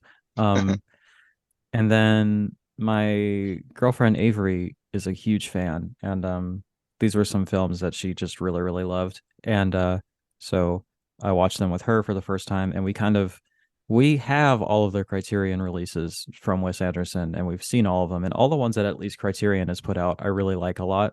Um, this is one of my favorites. The Royal Tenenbaums would be my favorite. Hmm. Uh, and I really love Grand Budapest Hotel as well. And I love Fantastic Mr. Fox. Upon rewatching it, I'm like, yeah, this is great. Um, he's kind of lost me post things that Criterion has to put out. Like I think Isle of Dogs is the first one that they haven't distributed yet. And while I think that that film is technically like amazing and like a really beautiful film to look at, I think its story elements are pretty problematic. And the French Dispatch, I think, is where he's really starting to lose me, where I'm like, this is just so self-indulgent and like I think Ryan, you're onto something there where I think he's been given too much free reign to just do whatever he wants and just indulge in every one of his like kind of impulses. Like it almost feels like a parody Yeah. of what people perceive his films to be like. Yes. And I haven't seen Asteroid City yet or his Roald Dahl shorts that have come out since then. I've heard those are better and I'm optimistic, but the French Dispatch is where I'm kind of like, I think you lost me. I hope you can get me back. I think you can, but I think this is where we might start to diverge. But yes, Rushmore would be I don't know. He just has so many like really great films that it would probably be like fourth or fifth, but that's still like a 9 out of 10 to me. Yeah, Um, yeah. just the writing in this is so good and the performances are so good. Like Jason Schwartzman, I don't know that he is ever going to top this. And He yeah, was a I perfect love casting for it. the kind of how likable everyone is, but yet there's still such a moral ambiguity to like how inappropriately so many of these characters are behaving. Yeah, yeah, That isn't maybe immediately obvious if you're swept up in the charm of it. right. Yeah, I love this movie. I think it's great. So here's my theory on it because I agree with everything y'all are saying. And I first caught this. So one of my, even to this day, I would say top three movie for me is Adaptation, or top five movie for me is Adaptation by Charlie Kaufman. And it was directed by Spike Jonze, right? And Charlie Kaufman has gone on to direct things, and you realize that he's a writer and maybe shouldn't hold the keys to the kingdom. I know that's some people would disagree with me, but Synecdoche, New York, to me was one of the most self-indulgent things I've ever seen, and I hated it, despite him being my favorite, probably favorite writer working today, or maybe ever. And I think this is Wes Anderson for me, so I'm going to draw it back to here. I think Wes Anderson is a visual genius and is one of the top tier directors. And I wish that he would have a writer with him on every project. I bet the Roald Dahl shorts are great because it's not his words, right? He's directing somebody else's language. And I think Rushmore, Royal Tenenbaums, a lot of the early films had Owen Wilson writing with him. And I think the two worked very well together. And I think the movies are better because not that Owen Wilson is necessarily a genius. We've certainly seen evidence to the contrary. But the two together seemed to click in a way that made these movies work and probably had a little bit more of Owen Wilson's kind of dry sarcasm, um, and just better writing, I think, overall. Um, so I think those two should get back together and write everything together, for him to capture his old spirit back. Because yeah, I don't want to say interest in seeing Asteroid City, but it's not one I'm going to rush to see. And that's a weird for me to say because I've seen all of his stuff in theaters up through Isle of Dogs. Oh wow. And then I saw Isle of Dogs and I was like, nah, it's all right. I think I've Um, got 4 from him that are like top tier. These are nearly perfect, and everything else I've just, well, yeah, it's a movie. my slightly hot take on this is I think the Darjeeling. So I have two favorites from him: Adventures of Steve Zissou, um, or whatever that movie's called, I love that is movie, The Life Aquatic. Life Aquatic. Thank you, with Steve Zissou. To me, that's his best. And no, like I'll die on that hill. And then my second favorite is the Darjeeling Limited. And everybody that disagrees with me, I just say watch it again. And I think I've seen it 3 times now, and every time I watch it, I just get swept up in it more and more. And nothing will ever beat Life Aquatic for me, but that one's become my second favorite. I do like that Um, one a lot, although it would be maybe my third least favorite, if that makes sense. yeah, Um, it's like French Dispatch, then Isle of Dogs, then Darjeeling Limited, or maybe no, I think I like Bottle Rocket a little bit better, but I Bottle, do still really like it. Bottle Rocket is also great. Okay, now we are going into the next 4 titles. We can go through these fairly quickly. There is a um, French director named Jean Cocteau. Criterion put out a box set early on. So Spine 66, 67, 68, and 69 are a series of films from Jean Cocteau. Probably most well known from his take on Beauty and the Beast, which is sort of a masterpiece, I think, of set design and staging and costume and practical effects. It sure is. Yeah, beautiful, right? Hmm. Um, Speaking of people that go unhinged, he was he felt a lot of affirmation, I guess, from that film, and made a series of self-indulgent movies that.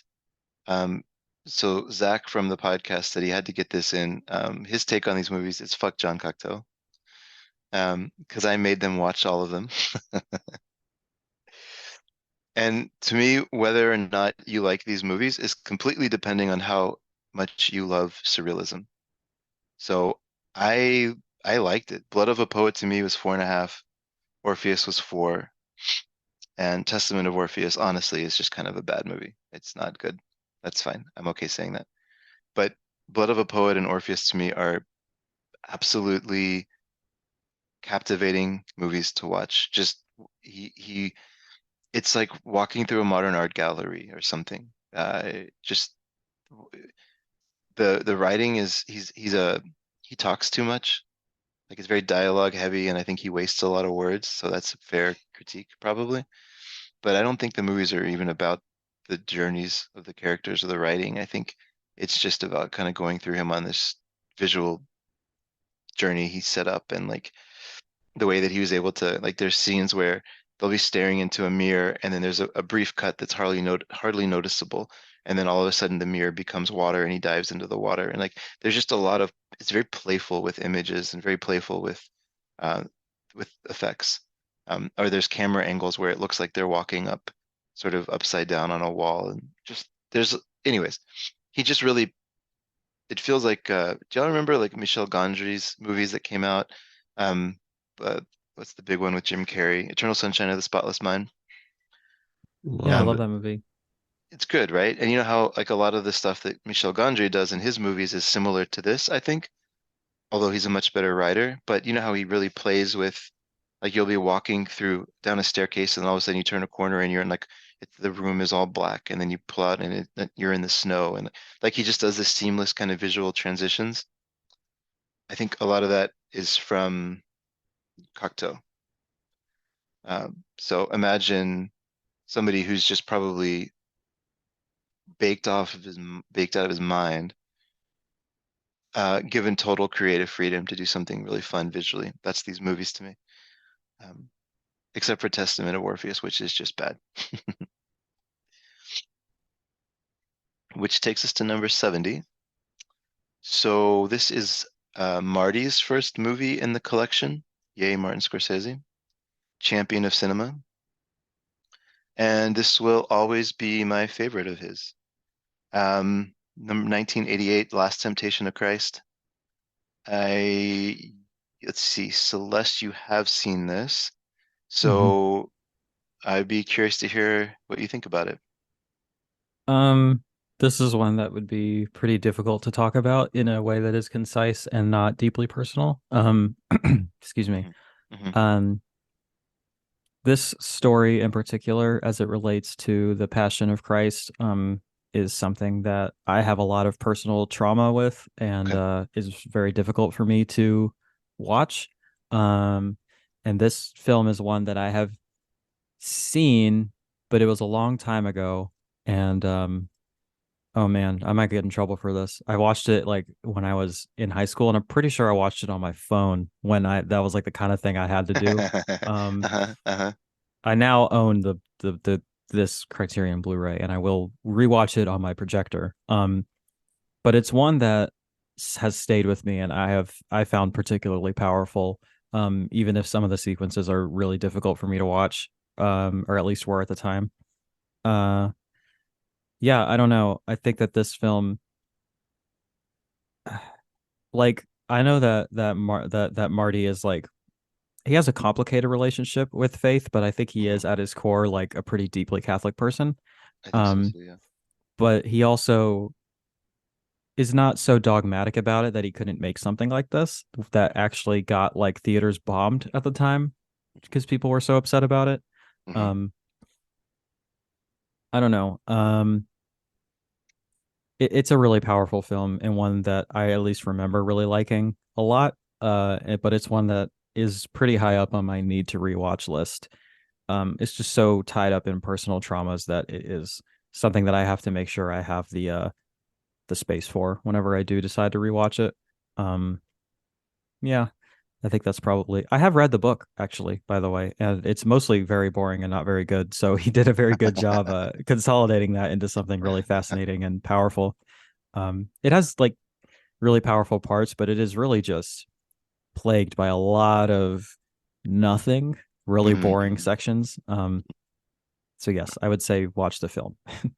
Well, thanks for your honesty on that. Yeah. Um, I this to me is, if I was ever gonna say what's wrong with America and their relationship to religion, I would say watch this movie and just see your Hmm. reaction to it.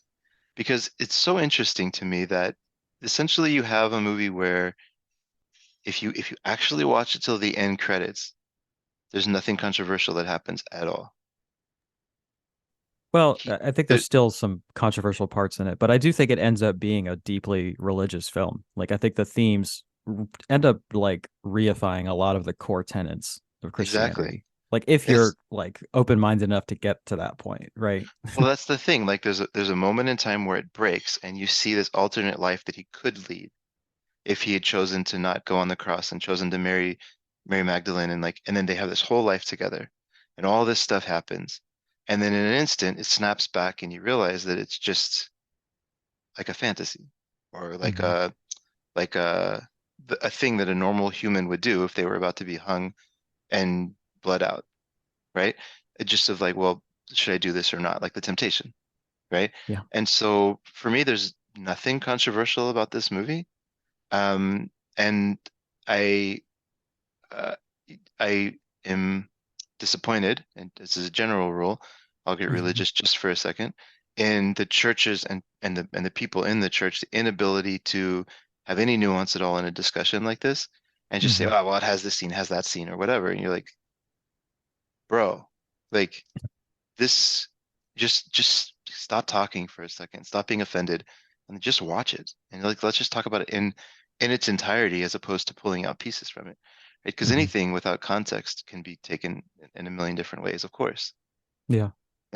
So this movie to me encapsulates a lot of the frustrations I have, and why I ultimately probably won't go back to church, just because there's no room for like thought, or like opinion, or there's no room for disagreeing with, like, basic stuff that you're told. You just have to accept it all, and so it's led to a bunch of brainwashed people that can't think for Yeah. themselves.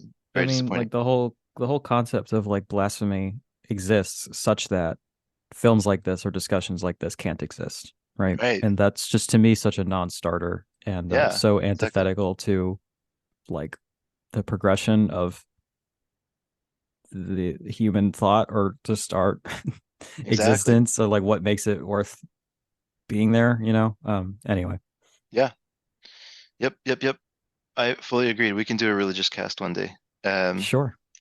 I definitely won't get in trouble with anyone on that one.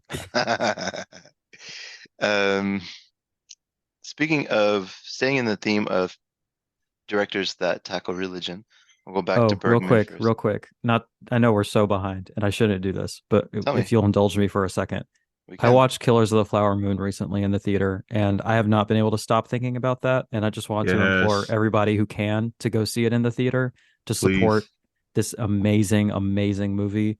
It's so important, not just from its themes, which are deeply important, but just the fact that something like this exists is such a like endangered species, and like it needs to make some money for us to continue to get stuff like this. And Ah, it really just I don't know, like it has stayed with me in a way that a lot of films just don't, you know? I just still wow, keep thinking about it and feeling things from it. And I actually have started reading the book because of it. And just please go see it.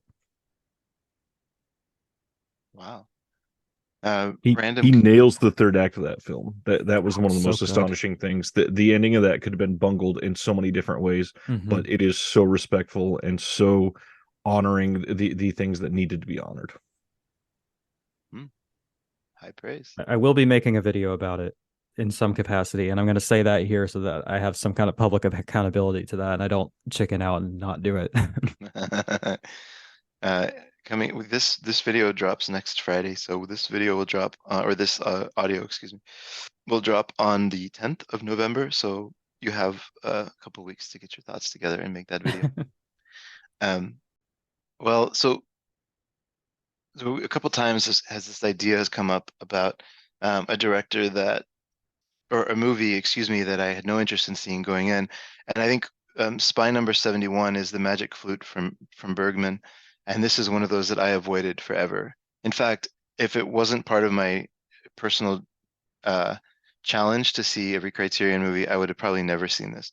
The idea of sitting through a 2.5 hour Mozart opera, where it's essentially just a stage production that they filmed, minus a few moments where they incorporate some filmmaking stuff and techniques, and make it a little bit more of a movie, but essentially just all on a stage.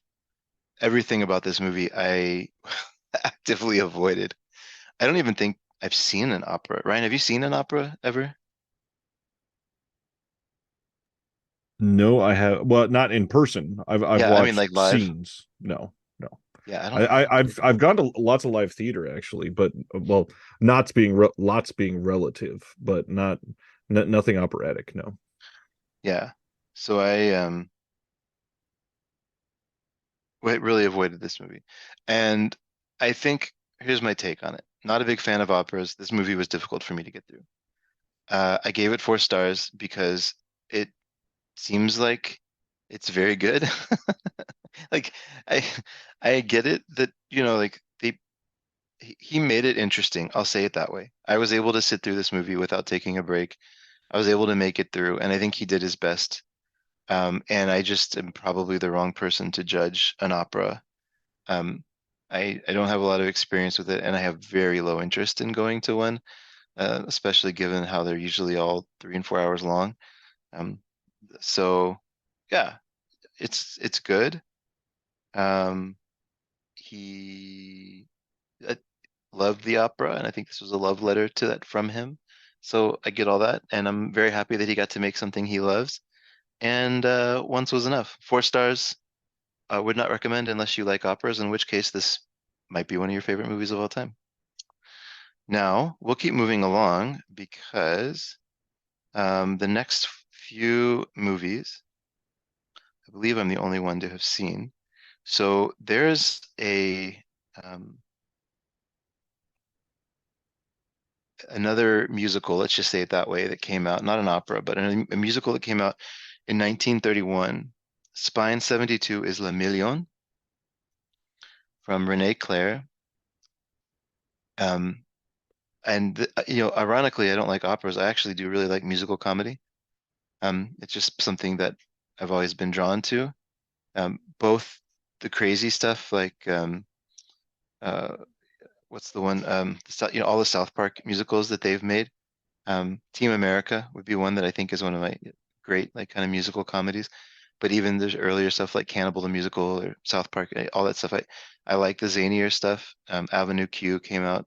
That's a great one. But even the more serious musicals, like Singing in the Rain to me is essentially a perfect film. I don't know. I'm okay with musical theater, especially musical comedies. I like them a lot. And Le Million might be one of my favorites. It's a 5 star movie. I couldn't believe how fun it was and engaging it was, and what a very intricate and crazy story that kind of just under it all. Um, this would be for a movie that came out in 1931 in France.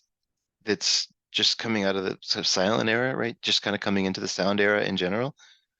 I would point people to this as one of the first musicals they see if they're wanting to dabble into musical comedies. I think it's just fantastic.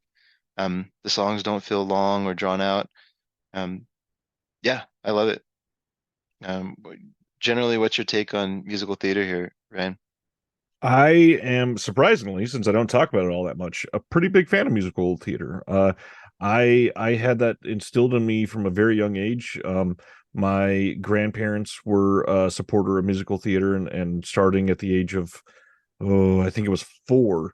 My grandmother used to take my entire family and some of her clients for her interior decorating business out to a Christmas dinner at a local theater that they did every year in the town where they lived. And it was something that we literally traveled back here in December every single year for more than 20 plus years. And so that was a huge staple in my life for a long time. Really appreciated some of the classics growing up, even the film stage adaptations of like Les Mis that came out from, I think it was the late 90s. That was one of the big ones. But yeah, I always feel enriched by them and makes me appreciate things on a deeper level. Love that.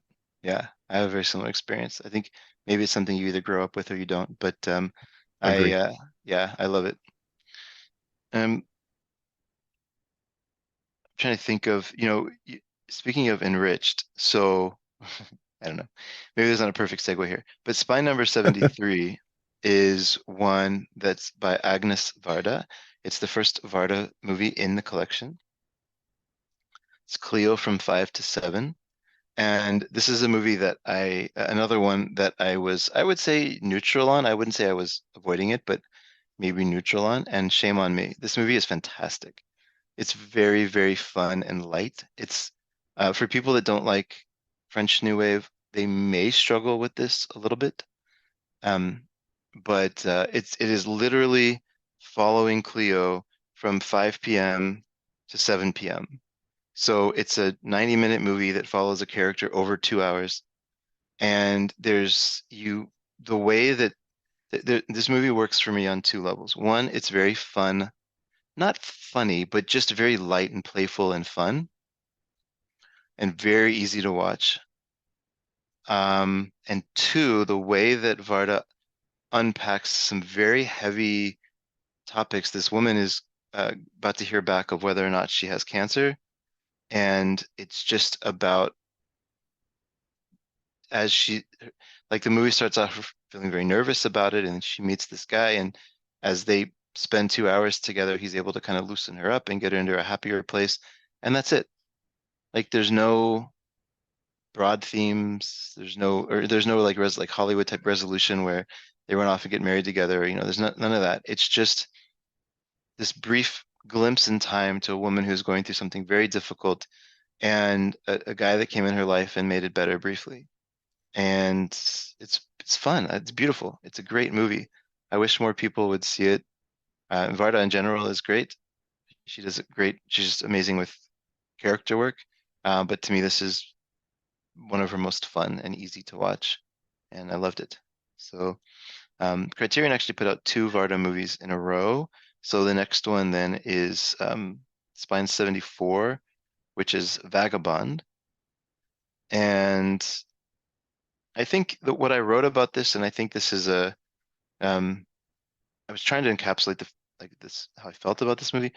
I said a celebration of the small moments in life and a reminder that we are so much more than the method of our death. So it sounds like a kind of morbid thing to say, but you do watch somebody who's on like the outskirts of society and somebody who's homeless and vagabond literally in the sense that she's traveling around and she's sort of this character who has to scrap for food and basic needs. And she has a sad ending.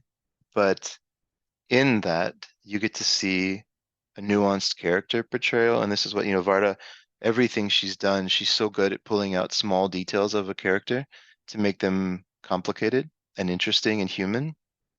Even in the documentaries she makes, everything that I've seen from her, this is her strength. She seems like a very empathetic director that really wants to see every side of someone. I think that's a beautiful trait. So that's what I hope to get out of a Varda movie now that I've seen a few. And this one to me is one of the best examples of that, where it would be tempting to make this a tragedy, but Vardis says that's not interesting enough.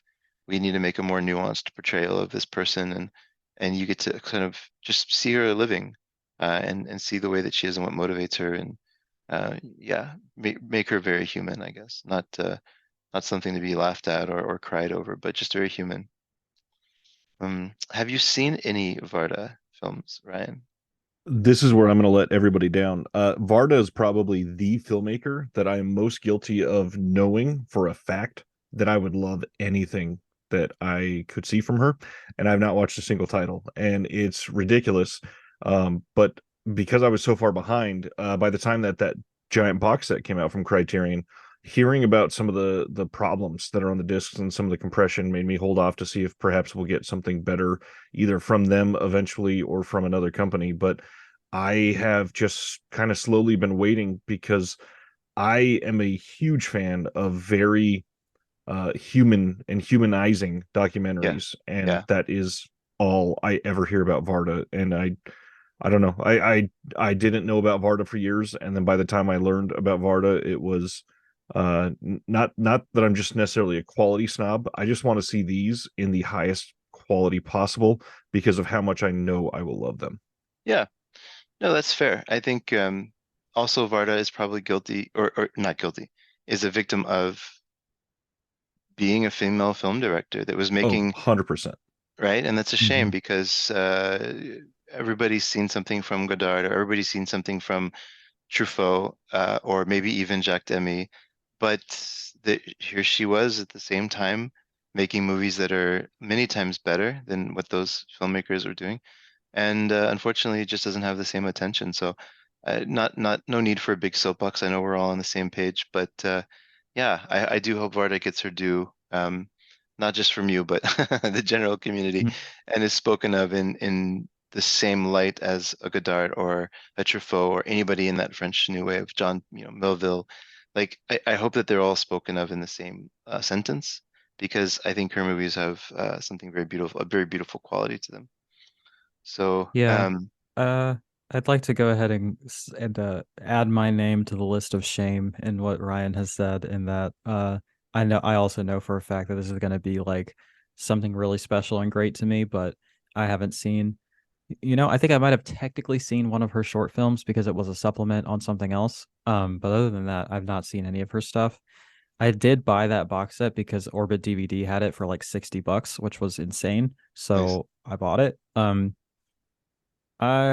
I don't have a problem with the how they're housed or packaged or anything like that. If there is significant compression issues, I guess I'll report back once I watch it. But I do plan on going through that whole set at some point. I just need to find the right moment, I guess. Yeah. Well, there's a million filmmakers that we all haven't seen that we want to, so no shame. Um, I just hope as history goes on and more people see her movies that they realize she deserves to be at that same level of conversation, if not the first name mentioned. That's my one of my small goals. Um, she's just so amazing. Even she made a documentary about the Black Panther Party called Black Panthers, and she just I think Jack Demy was her husband. I think he was filming something in LA or San Francisco and somewhere, and she just took a small crew and went up and filmed a rally that was going on. And even it's a short doc, but even in that, you just get to see her curiosity. Everything she does is just with this lens of like very open-minded curiosity and really getting to explore all the facets of whatever topic she's covering. So, anyways, big fan. I would say somebody who was on the opposite end of nuance is probably Kevin Smith. Um, Sorry, that I was funny. I like Kevin Smith. Kevin Smith was somebody that was very important to me for a long time because I think he's very funny. And he made a extremely, looking back historically, this is a very bold play for him to think that he had something to say about lesbianism in 1997. Um, but he made a movie with Joey Lauren Adams and Ben Affleck and Matt Damon and his usual crew Mm. called Chasing Amy. And I will wait to talk about this one. I would love to hear y'all's thoughts. Celeste, what did you think about Chasing Amy?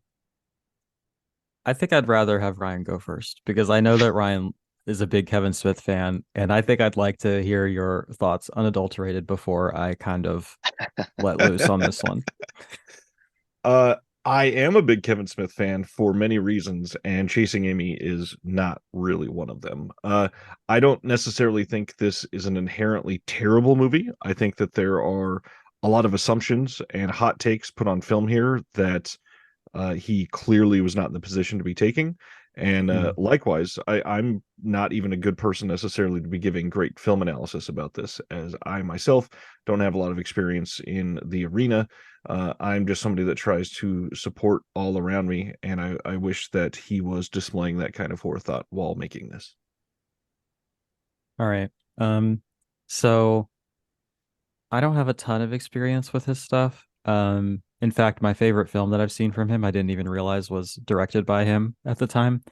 Uh, I think Zach and Miri Make a Porno is pretty good. I think it's Yeah, sweet and funny. yeah.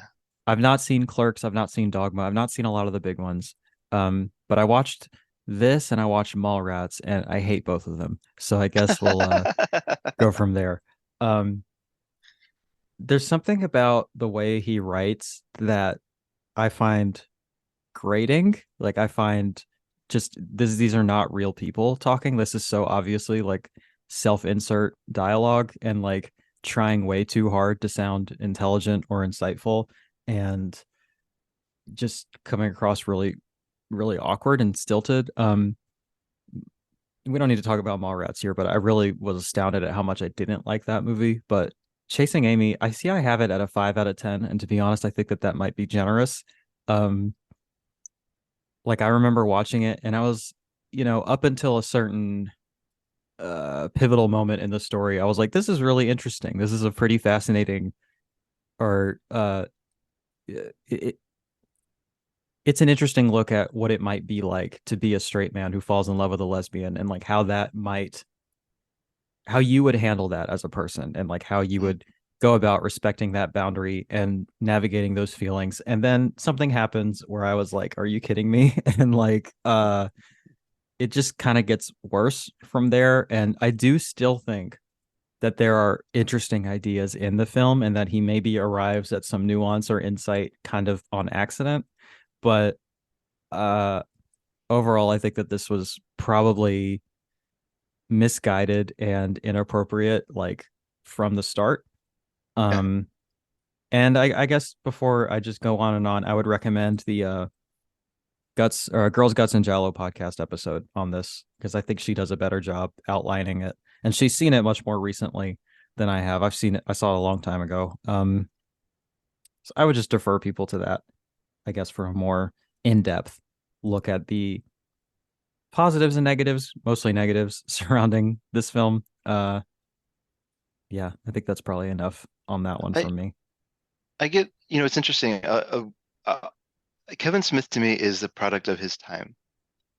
Hmm. I think even he is probably slightly embarrassed by some of the stuff that he made back in the mid 90s. Um, but I just being a teenager in the 90s, this is really how people kind of spoke and thought Hmm. in movies, right? Like there are so many examples of filmmakers that wrote in a way that people never would talk. Um, so I don't Hmm. like a lot of 90s movies for that reason. I think there's a lot of this kind of like fake intellectualism where people are just Yeah. writing how smart they are. Hmm. Um, Even Linklater's guilty of it, and I like some of his stuff, but a lot of the greats from it was just sort of that. So I think there was a movement around that time. So I give him some of the blame because he was a part of it, but maybe I am more softer on him for that than I Hmm. am for the way he just bulldozes through difficult topics and writes them without really a ton of nuance. Um, Hmm. um, but yeah, this one I don't think has aged incredibly well. Um, it's I do like Mallrats, but I think that's because it's just I saw it 100 times in high school, and Hmm. it's like it's difficult for me to separate what it's like to experience for the first time now.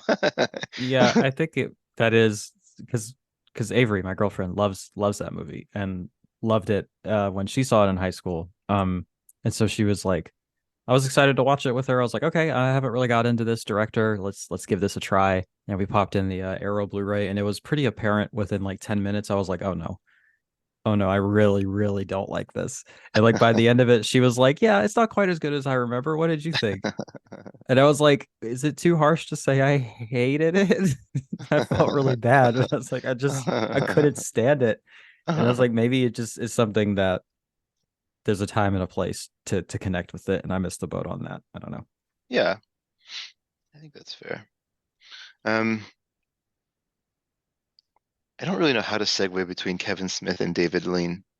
They could I would be. just, yeah, I don't know. I feel like I've been very negative for a while now, and I don't like being negative about movies or like shitting on things that people like. But yeah, Celeste, I'd love for you to seek out Red State and give a full film yeah, I analysis on know that. those. That was another one. I know he has like I've not given up on him or anything. Just so far, it's been pretty big misses for me. But I know that he's done other things that I at least seem intriguing to me that I will go into with an open mind. It also just sounds like you'd probably only like his stuff that's outside of the View Askew universe. That's what I was gonna say. Yeah. Mm, Yeah, it was a very particular time, right? He was smoking a ton of pot. I mean, maybe still is, but and writing a very specific type of comedy in a very specific universe that he created, and it was working for him, right? He made a lot of money in that, so he just doubled down into that world, and um, some of the stuff that came out of that is just atrocious. Like I hate Clerks too, um, but different conversation. Okay, so Spine 76 is completely opposite from Kevin Smith, unless you just want to say there's comedy in movies. Maybe that's the tie. The movie's directed by David Lean, who obviously is a very famous director, but I want to focus this on somebody else. So the movie's called Brief Encounter in 1945, and it is amazing. It's very, very good. And in fact, it made me realize that I think Noel Coward, who's a playwright and also did some screenplays, maybe somebody that I'll just watch anything that he's done. I think Noel Coward has just a very particular way with dialogue and putting scenes together. and writing that I am drawn to. Design for Living is another one that he did, and that was by Ernst Lubitsch, which is by, if Fellini is my favorite director, Lubitsch is probably number two, where they might switch, but Lubitsch is more, I just think nobody's done comedy better than him throughout history. And a lot of the writing is, he worked with Noel Coward a little bit. Um, and the basic premise, y'all have not seen Brief Encounter, right? Um, it, Mm-mm. the basic Correct. premise is two people lock eyes at a train station waiting for a train and have a moment, and then they, through a series of circumstances, decide to pursue that moment that they had, even though she's married. Um, and they just decide to pursue that brief exchange, and sort of try to see if there's anything behind that spark. And the way that it happens is very clever and endearing. Um, and I just love it. I think it's incredible writing. Um, and the whole movie is just makes you, not that I'm pro adultery on principle, but the fantasy of it, right? The way that I think this is maybe one of the best examples of just sort of giving into this more temporary desire and just exploring it for a time and seeing if there's anything there. It's just very well made, and I think is a really good watch. So Brief Encounter is a recommend, 4 stars. And moving along in the romantic movies, there's a very horny director in Italy that probably doesn't get the same love as some of the masters, but his name is Roger Vadim, and everything he's done has um, a tinge of, or is not a tinge, is laced with his horniness, basically. But he's also, he does movies I think that are more along the lines of like the romantic novels type, these big sweeping romances type.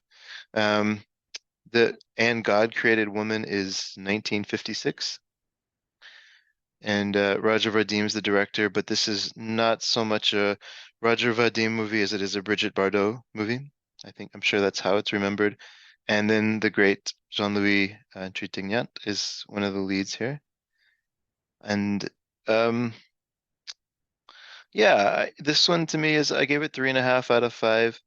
Um, I think the thing that I liked about it is that Bardot was given a lot of agency in this movie. She was given a lot of, she's a very powerful figure. She's very fresh. She's very full of life. She's able to quickly discern kind of men's intentions, and you see her navigating that. She's very savvy. So I think that was, good on them for creating a strong female lead that's not just about the male gaze. Um, and she does get swept up into this character who promises her big things. Um, and then there's another level where this young kid sort of um, comes in and asks her to marry him. And she says yes. And so what the movie becomes is this mess of a woman who's a very strong, independent, sexually woman, sort of trying to figure out how she fits into monogamy, and the 2 or 3 men in her life that she's around just like struggling with that and like really uh, having a hard time figuring out where she fits into their lives. And there's comedy in it. It's not just a dramedy. It's not just a drama for sure. There's some very funny situations that are created. And I think it's a movie that's fun to watch. Just these poor men getting tortured essentially by this siren, right? By this like really strong woman. So yeah, I liked it. Um, maybe not loved it. I just because it sort of is a product of its time in some ways, and there's some troubling content in there in terms of the way that they view women and stuff. But at the same time, it is a strong female lead, and kudos for them for putting Bardot in such a good position to really dominate. And she's a great actress. I know she's mostly remembered for being a bombshell, but she's a great actor, and in this she does a very, very good job. Um, Sticking with comedy, and I use that term very loosely. Um, Spines 78 and 79 are going to be Criterion's look into WC fields. Celeste, I know you've seen some of these, so I want to see what you say. I I'm just going to say I don't find WC fields funny. I don't think I I've laughed. seen, yeah, I've seen all of these. Um, yeah, I guess I don't have to beat around the bush because you already said it. I don't think he's funny even a little bit. Um, there's something about watching comedy that you don't find funny that is so, it's such a bizarre feeling and such an alienating kind of feeling. Like Yeah, I feel like I'm from another planet watching him, as yeah, like he's so clearly supposed to be funny. Like there's all the beats there and he's like doing this like curmudgeonly sort of unlikable asshole sort of thing, and yeah. like it's not funny to me, so I'm just watching this person be intensely unlikable like all the time. Yes, exactly. The bank dick was like, I think I have it at a 6 out of 10. There must have been something about it that I liked, or it was maybe just better than these short films, but these short films were really like kind of punishing for me. Like I think the dentist is the no, not the dentist. The barber shop is the only one that I liked even a little bit. The rest of these I Uh, remember being like, I mean, painful to get through. yep, So yep, that's kind of yep, my yep. take on it. You know what it is? I think, do you remember like the whole Married with Children thing? And then, I know the name, but I don't know anything about it. okay, and then before that, Ryan, you might be able to help out if Celeste doesn't know this. There's another sitcom with Archie Bunker. The Is it All in the Honeymooners. Family? The Honeymooners? Or I don't remember it. Yeah, I think All in the Family might be right. Anyways, it's this typical American, the Flintstones even did it, honestly. Yep. It's like this typical American thing where the husband's an idiot and and kind of mean to his family, and there's just like comedy in that somehow.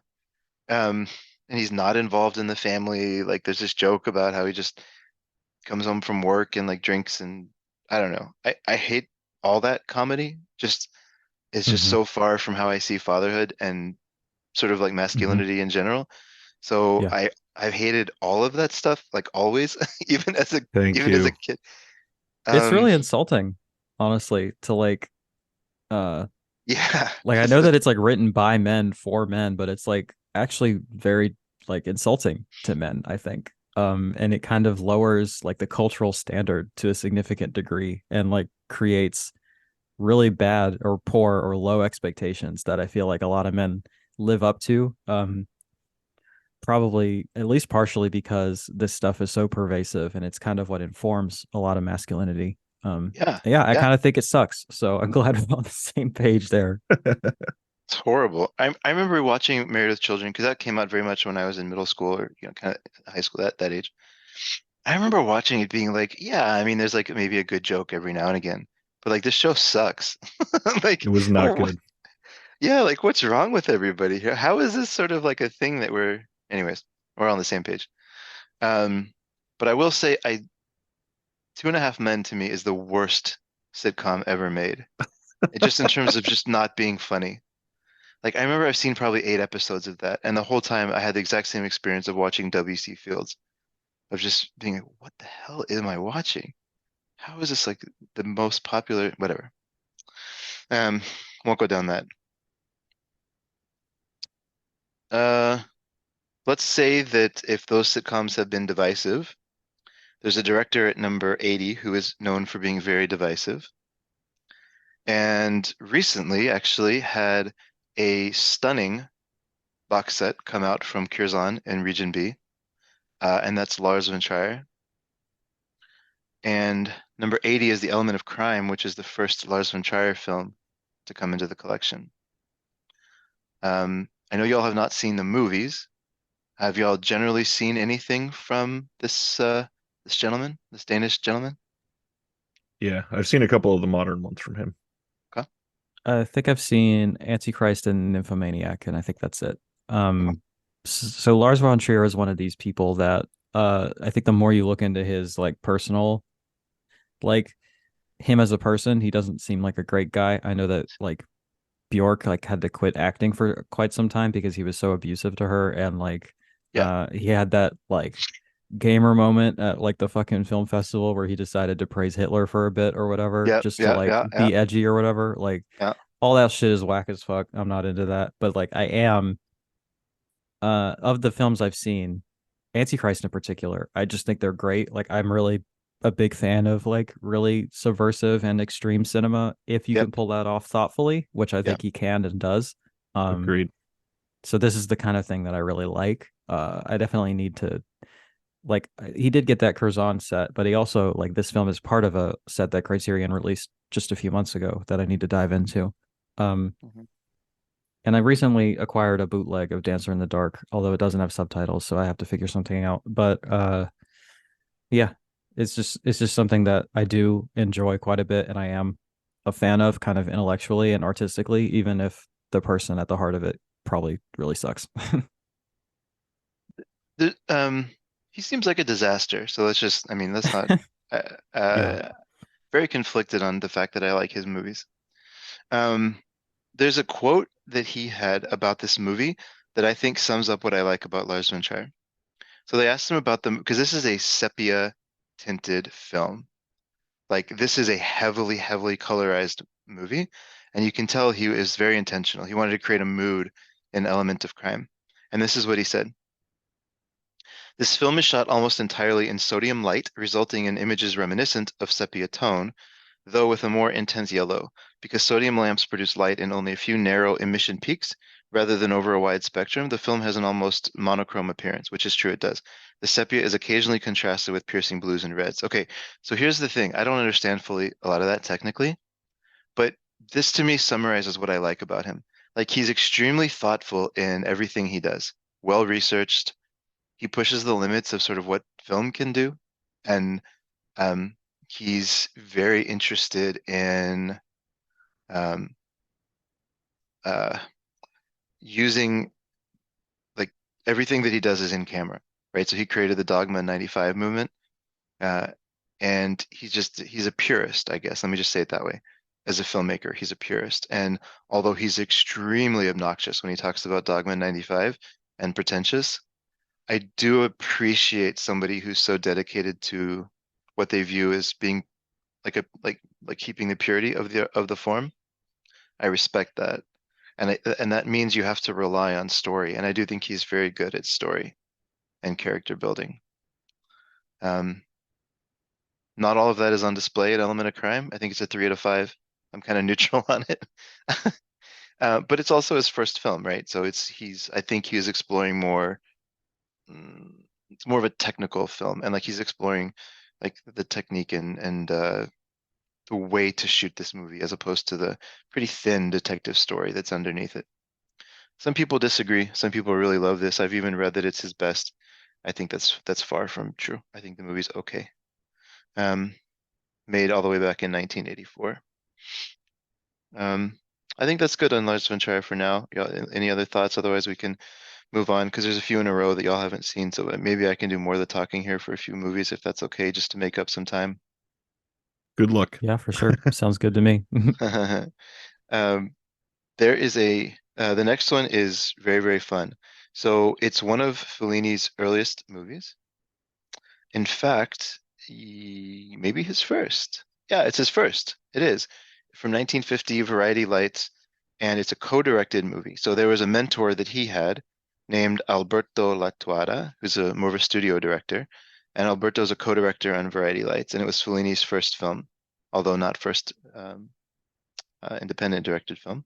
But this is what I wrote about this, and I think it kind of encapsulates why this movie's so fun. Is there any more fitting start to Fellini's career than a man entertaining a crowd of non-actors, mildly enjoying his performance?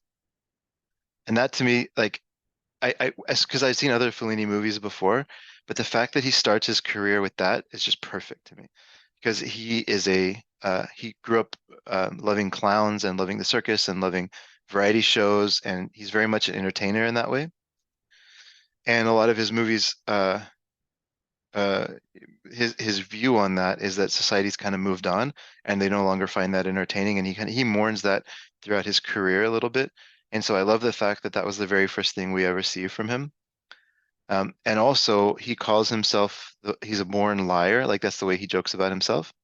And he means it just as a joke, and that like he can't be serious, and he had adultery kind of plagued him throughout his life, and he was very much he didn't hold on to anything very tightly, including relationships, and he has all this part in his back end of his life, or behind the scenes, and a lot of those themes come up in the movies, and Variety Lights to me is a great start just in his career. He it's about a guy named what's his name? Checo, and Checo is struggling to stay faithful to his wife, or struggling is kind of I use that term loosely.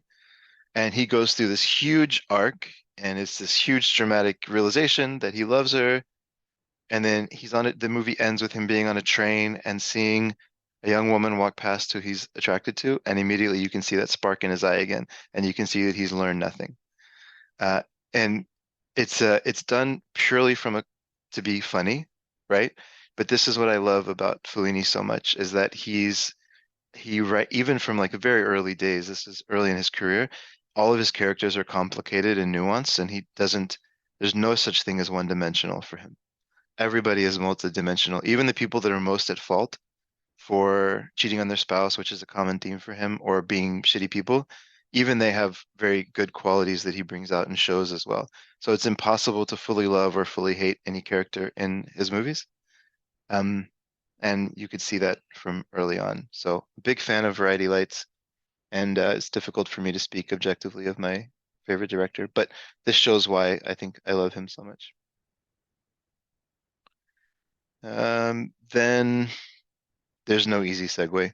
Spine 82 is a Shakespeare play directed by Laurence Olivier. It's his take on Hamlet. I said this before with Henry V on the first one, when I went through Spine 1 through 50. Spine 51 through 100 is this is the second Laurence Olivier film now, Spine 82. And Hamlet is another one where I was just like, damn it, I really didn't want to like this movie because I'm very neutral, and I just I'd say kind of disinterested in Shakespeare as a rule.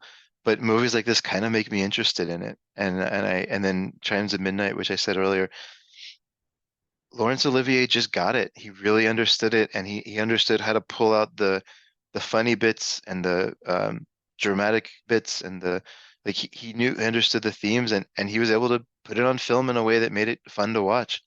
So 4 out of 5, and I might even move it up higher as I watch it again. Um, the story of Hamlet is pretty well known, I know, but um, yeah, Olivier's he just got it. I think the guy that is more recent, Kenneth Branagh, has made some Shakespeare movies as well, and I think he's just basically trying to be Laurence Olivier, and I don't think he's been able to capture it the same way. But anything that Olivier's done now, I'll watch. Somehow he's just able to capture, like he's able to pull out why people like Shakespeare back at that in the time that it was real, like the same, like I feel like he's able to pull out those emotions from why people would have liked it back then and somehow modernize it to make me understand why people should love Shakespeare, which I haven't seen a lot of other people do.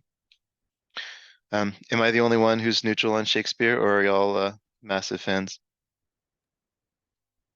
I am If sort of in the middle. Oh, go ahead. no, go ahead, Celeste.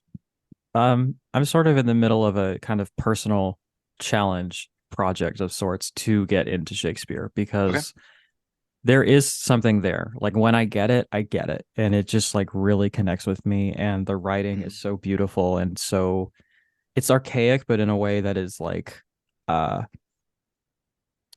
I don't know. It's almost like learning a new language and learning the beauty of that language and how it operates. But because it's like learning another language, there's something where I'm not sure what it is. I'm always kind of interrogating how my brain works and trying to make it work for me. But like, I've noticed that there's something about how my brain works where I feel like I have to understand every little bit of something before I feel like I get it at all. Whereas other people, I Mm. think, can get the gist and then be okay with that.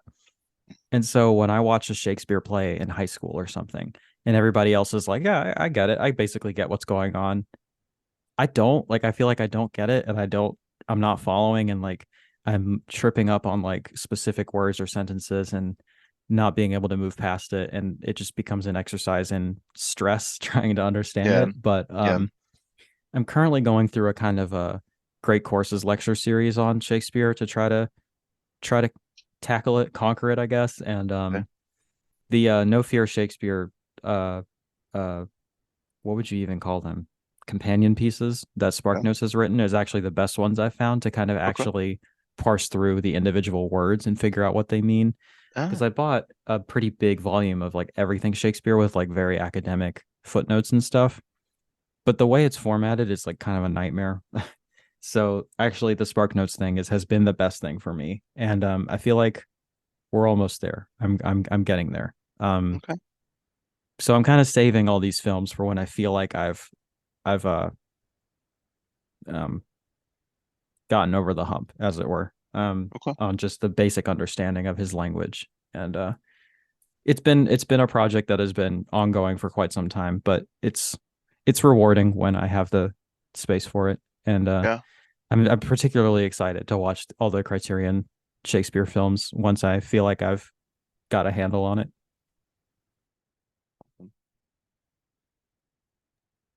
I was gonna say I've never been immediately excited because the word Shakespeare's attached to something. The only Yeah. thing that has really fascinated me is the way that some individuals have adapted some of the stories. And much like Celeste, I've never been completely taken away in knowing my understanding of a Shakespeare piece has been 100% or even fulfilling in any meaningful way because I don't feel intellectually attached to them.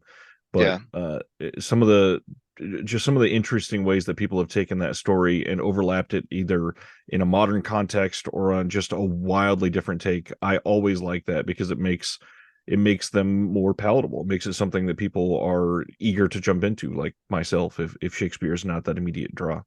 Yeah, I get that. It's like understanding the dramatic beats or understanding why it's interesting, but not having to sit through the language. Yep. That's a great point. I think that's kind of where I'm at now. But I will say, maybe Celeste, I'm maybe a little bit closer to you in the sense of I've desired to, like, I even acted in a Shakespeare play when I was in high school, and I literally didn't understand any of it. And for my lines, I had to go to in my English teacher, and she's like, "What the hell does this mean?" Um, uh, but I don't know, maybe it's just exposure to it.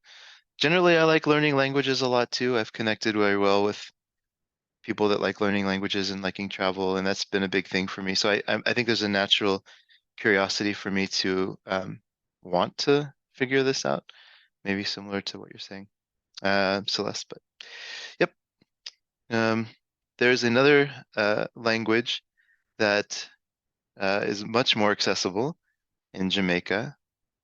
Has a natural patois that is very fun to listen to and very racist if I try to replicate it. Um, so I won't. And there's a movie that came in the collection in 1972, based in Jamaica, by a musician and filmmaker called Perry Henzell, and it's The Harder They Come. And this to me is a movie that is extremely personal and I love very, very deeply. I know that y'all have not seen it, uh, but I'll just quickly say it's worth it. I like so Jimmy Cliff is the artist in the movie, and it's a story about um, essentially somebody who comes up and almost becomes like a folklore type hero, like a Bonnie and Clyde type hero, um, where the public somebody who's rising up against this oppressive system. I would say it's pretty thin on plot and very high on just cool. But this movie is one of the ones that I've always loved reggae, and Ryan, you and I have connected over ska before.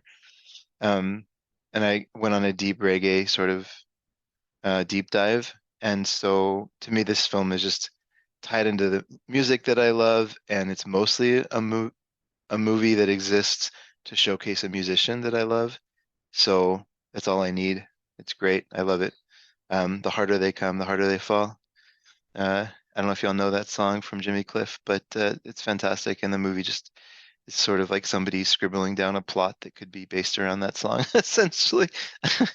But I love it. So, Love the uh, music, and a reminder to everybody that this is actually available on Blu-ray from Shout Select now as well. love it. Celeste, I do not know your opinion on reggae. I don't think we've talked about that before. Um, how do you fall on that particular genre? It's something that I feel like I have to try Yeah, to seek out and get into. It's not something that immediately appeals to me or like I naturally seek out. Um, but I do like some of the records that I've heard. It's just something that is just not in my wheelhouse, and so it takes a lot of extra effort to seek it out and try to understand it and parse through it. But yeah, so I would say I'm very much a novice in that regard. Um, but it's not I that I would, have anything against it or that I actively dislike it or anything like that. if I were to guess for you, which is I know a dangerous thing to do, I would Mhm. say there's a group of people from Jamaica that maybe aren't as big in the Western like or outside of Jamaica. Um, Culture is one that comes to mind. There's an album called Two Sevens Clash. I would suggest maybe giving that a shot, or a Prince Buster album, pretty much any of them, or a Junior Murvin album, maybe any of them. Um, from what I do know about you, I think you would really love the lyrics and the general themes they have of kind of Mm. they were using music to kind of escape not only the bad economy, but also what they felt was like sort of uh, Judeo-Christian values trying to infiltrate not only the Rastafari beliefs, but also just sort of the culture in general. And they were kind of, so they made these very proud public statements supporting Rastafari and um, Hmm. using that as a way of maybe protest music. And I think there's something in there that I feel like Yeah. you would like. Um, Yeah. so that would be I'm my thinking about recommendation. it, looking at some of the reggae albums I have heard. Um, I don't even know if I'm going to pronounce this right. Toots and the Maytals, Oh yeah, Funky that's good. Kingston, that record I really Yeah, like a lot. yeah. Bob Marley Exodus is one I like a lot, but I mean, it really doesn't go further past that. I'm just looking at the album page for this and seeing some of the descriptors, and I'm like, here are maybe some hints as to why this music doesn't immediately connect with me. Just a lot of like tropical summer happy vibes that like I don't know Uh, what that says about me as a person, but that's kind of the opposite of my vibe. Like I tend to like a lot of sad, yeah, yeah, yeah, cold, wintry fall vibe type music is what I yeah. connect to personally. And I don't know, things that conjure images of the beach or summer days or things like that are Increase your anxiety. not yes, Uh, n- not for me. But That's that funny. doesn't mean I won't try, you know. Great.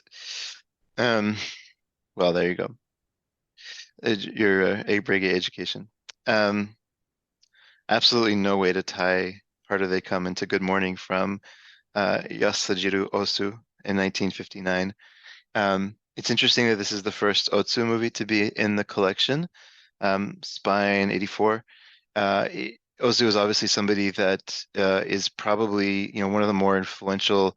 Ryan, I think you said it. I'm trying to remember exactly what you said. You said this earlier, respecting the elders, basically like going back to the forefathers. Ozu is that for Japanese cinema, right?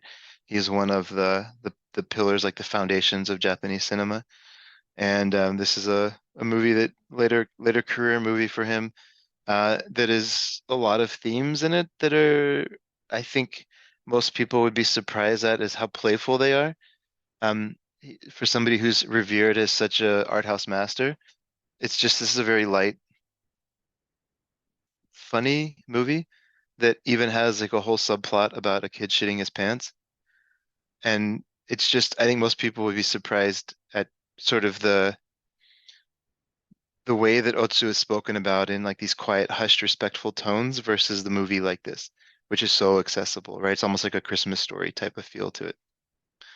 Um, so I think this is a great entryway into Otsu. I don't know that I haven't seen enough of his movies to know that this is like indicative of how he is. But if that's true, then I definitely want to see more from him, because it's so pleasant and just sort of fun. And I mean, there's difficult moments in it as these kids are growing up, right, and having to go through life and stuff. But it's very, yeah, it's fun. It's cute. Like it's a very good movie. Um, I think this is the only Otsu movie I've seen, if I'm being honest. I have a very huge blind spot for me here. I don't know if y'all have seen anything else by him. That is one more than I have. Yeah, Yeah, I've seen nothing, which is yeah, embarrassing, but it's just one of those things. yeah. I mean, hey, like we're all in the same boat. Three for three. Need to see more Otsu. Look, I try to think of it as an opportunity for discovery as opposed to a opportunity for shame, but of course those things come in tandem for someone with my personality, I guess. Yeah, same, same. We're aligned there. Um, so Spine 85. This movie has been remade a couple of times. The story has been remade all the way back into the ancient writers. But My Fair Lady was one remake of this title, and then the other one was what's the one with Richard Dreyfuss and Julia Roberts, um, where he takes her out of becoming a sex worker, and then she becomes uh, I think you mean Richard Gere, not Richard Dreyfuss, and that is Richard Pretty Gere. Woman. Richard Gere, Pretty Woman. Thank you, Richard Gere. And so this the story is um, 1938. It's called Pygmalion, and the basic story of this went all the way back to a creator, a sculptor that fell in love with one of his statues that came to life. So it's rooted in very old storytelling and very old ideals. And this is a story that I think maybe if it had been the first time I saw it, I would have loved it more. But I just have seen it so many times in so many different varieties that I felt like it was okay. It was certainly very charming. I completely understand why people would love it. And for me, yeah, it was okay. And it's three out of five. Certainly, I wouldn't recommend anybody not see it. Um, but maybe not something that I love just because very familiar with it. But yeah, the whole woman with no education, male hero that comes in and saves her and brings her up, and then they have conflict and ultimately learn about themselves. Like that story is okay for me, right? In and of itself, it's not overwhelmingly a story that I'm going to be drawn to. But yeah, that's Pygmalion. Have y'all seen My Fair Lady or Pretty Woman? Yes. No, I Yeah, have nothing to contribute on this. yeah, it's okay, right? Like it's fine. I know some people really love that story. Certainly My Fair Lady's beloved, and I get it. But yeah, that's kind of it for me. All right, three films now. The box set is called Eisenstein: The Sound Years, and we're going to make up some ground here time-wise because this is Spine 86, 87, 88. There's essentially two movies, although it's broken up into three. So one is Alexander Nevsky, and then the other one is about Ivan the Terrible. And that's broken up into two parts. So I know that y'all have not seen these movies. Just quickly, have you seen anything from Eisenstein? It's one of the Russian, the masters or whatever. This is, by the way, this is the only Or three that I've whatever. seen. Yeah. Yeah, Battleship Potemkin. Okay. Movie's I don't amazing. think I have. It was one I saw in a film class and I rewatched it recently and liked it even more the second time. It's a pretty powerful I mean it's a propaganda film, but the ideas I think are pretty good and the status as a propaganda film it only makes it more interesting, I think, as a kind of historical document. And the filmmaking is just really powerful. So that's one I I didn't, recommend. I didn't know that about Battleship Potemkin. So it's a propaganda movie. It's a Soviet communist propaganda Ah, film, yeah. Um interesting. I didn't know that. Does make it more interesting to um see. I think I've seen Oh no, never mind. I'm thinking of someone else. But yeah, just that one for me. Well, so Deaf Crocodile recently has been putting out these movies by Alexander Petrushko. Hmm. And to me, this is another one that could just be so okay, I should say the first one is Alexander Nevsky, so Spine 87. And to me, this could easily be a Deaf Crocodile release. Like it feels very similar to Petrushko.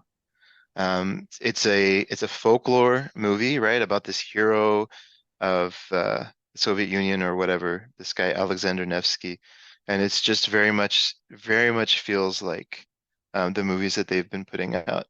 Uh, I, I don't know that I'm necessarily drawn to these like old folk stories. I don't know that I really have like I don't know where they fit in my things that are important to me. They're not very high. I know that.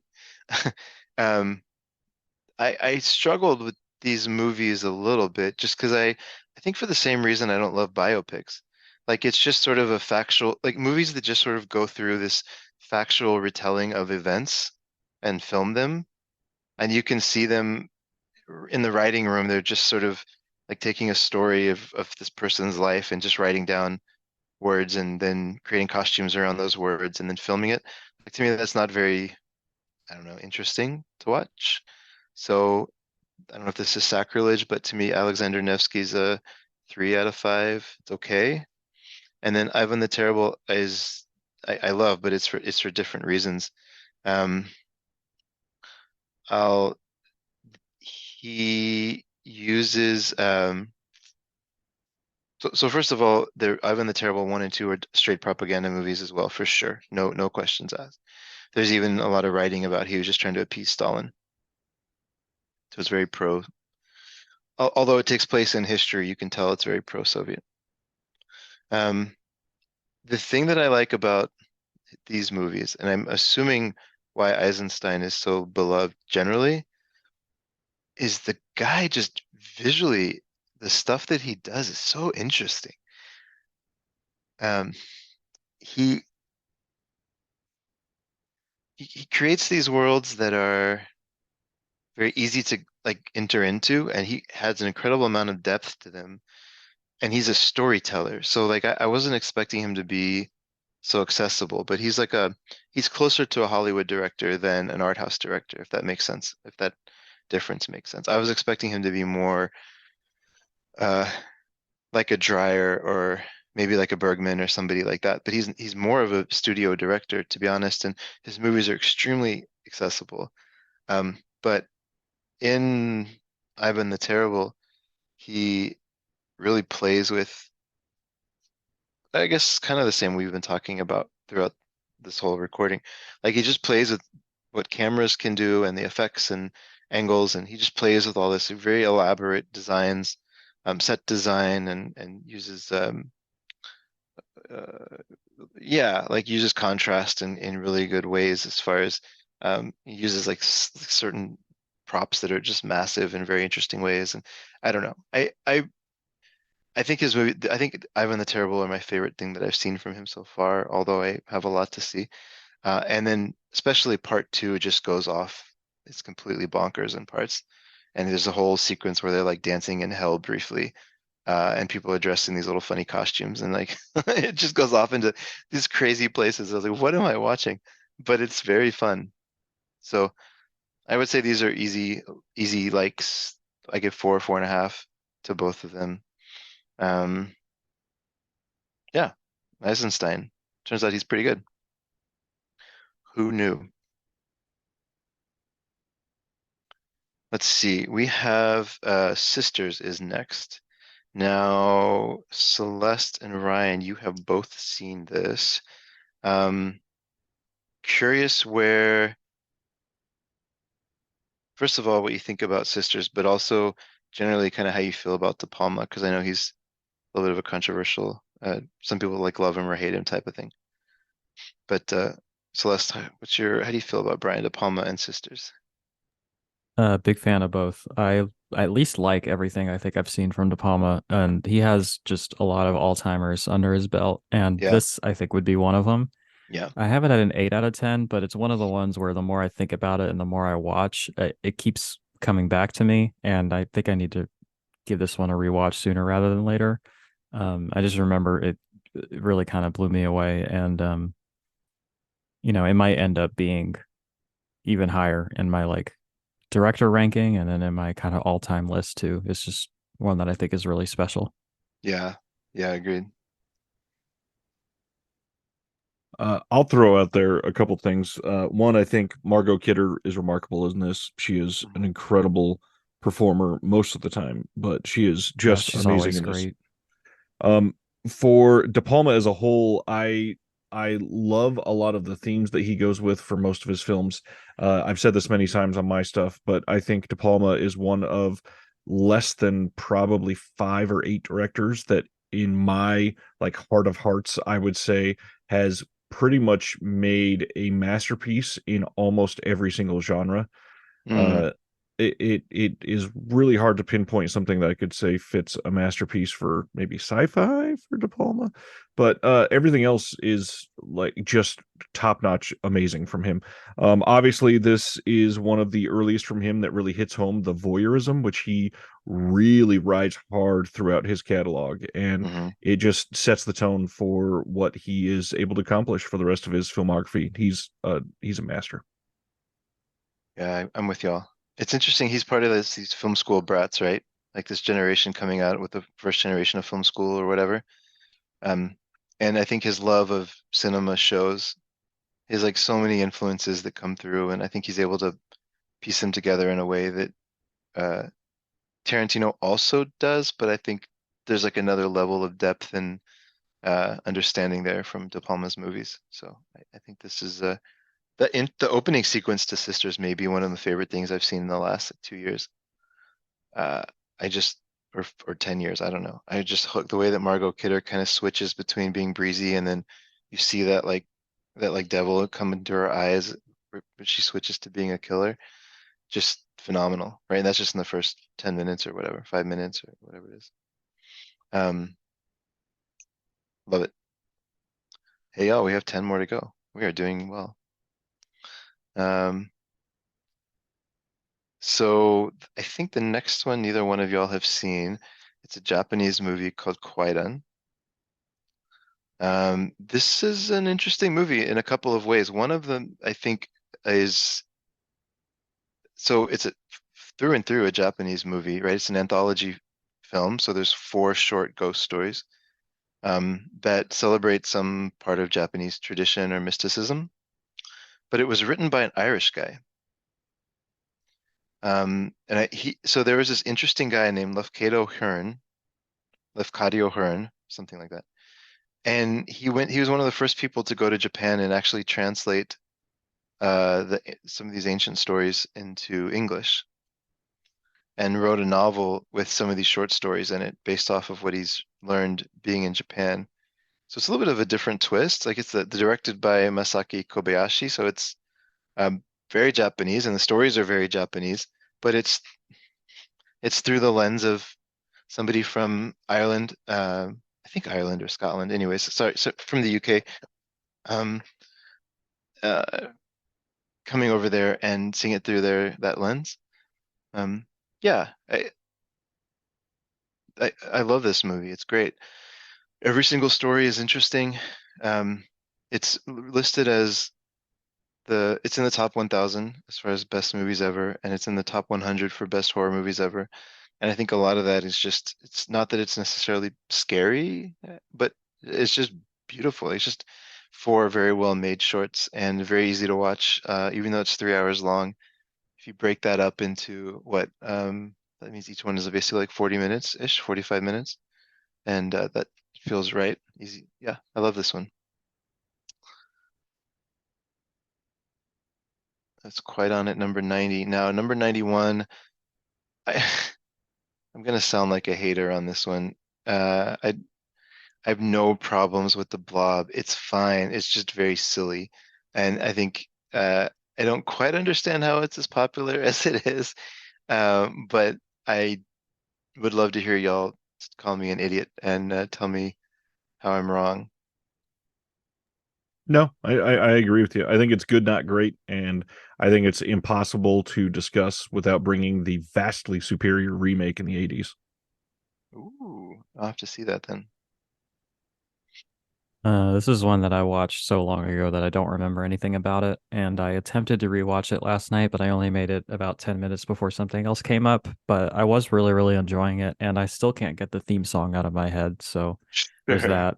Uh, I guess my only connection is that I recently went to the Exhumed Films Horathon at the Colonial Theater in Philadelphia or outside of Philadelphia. Um, and that is the theater where the film was shot.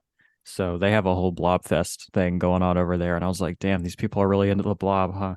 Uh, so I'm hoping to finish it soon. I was really enjoying it. I haven't seen the remake, and there is a sequel of sorts called Beware the Blob that Kino put Yeah. out that I think is dumb and fun. So I like that one. Yeah, it's kind of it in terms of my blob takes. Yeah, I think that's a good summary. It's kind of dumb and fun, right? And it has the whole like 40-year-old teenager thing. Um, that's Spine 91. Yeah, we are now moving along.